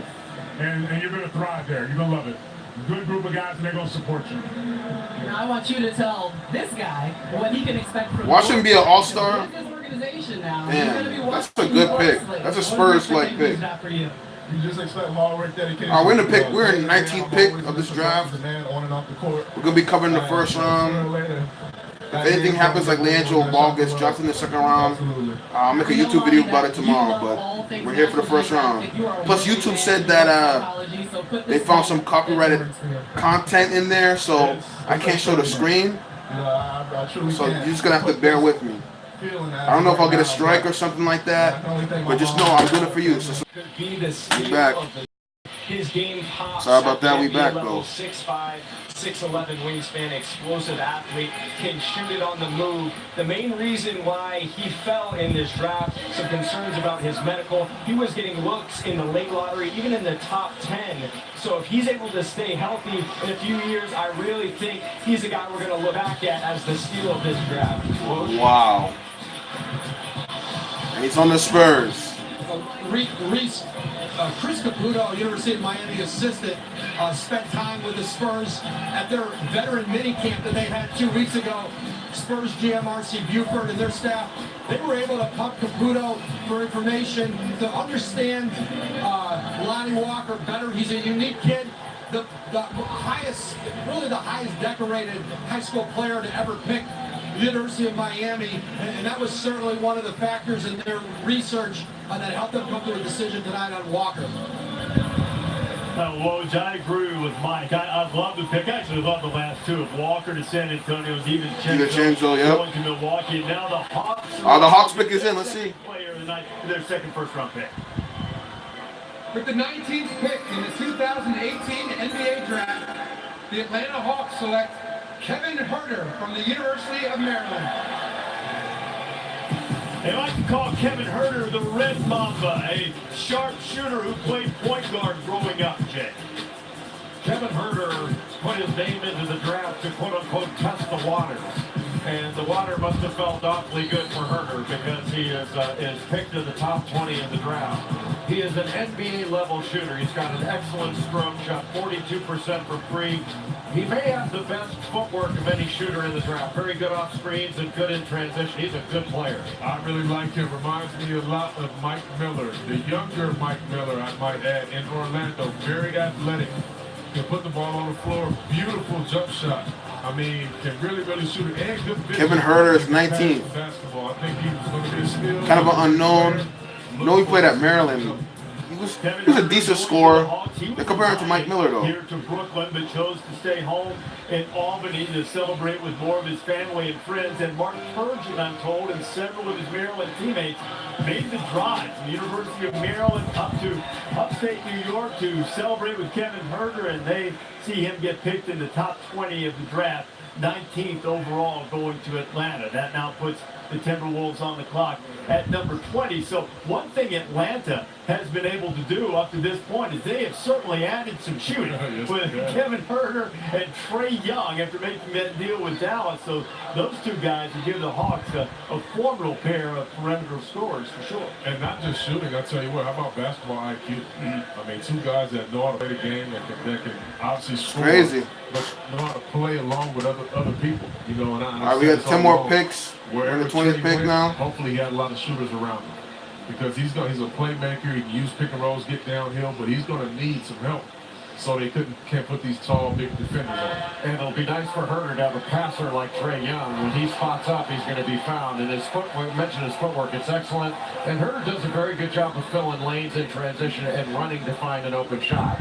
So I think the combination of those two could be very good for Atlanta for a long time. Okay, so mid-sized wings has been a run on them late with Zaire Smith, Dante DiVincenzo, Lonnie Walker the fourth, and now Kevin Huerter going. And now we're to the 20th pick where the Timberwolves are making the selection, because the Ricky Rubio trade, the deal that they made with Jazz late last June, the Timberwolves got this first-round pick, which is 20th overall. They won 47 games, made the playoffs this past year.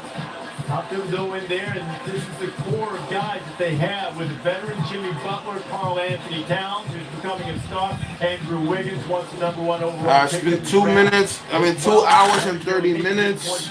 So what does Minnesota need right here, Chauncey, with this pick at 20 to help them take another step forward? You know what, I'll be honest with you. Let me know if you're still watching. I like the kid Chandler Hutchinson. We might end it early, actually. Kyle Kuzma can do it all, rebound.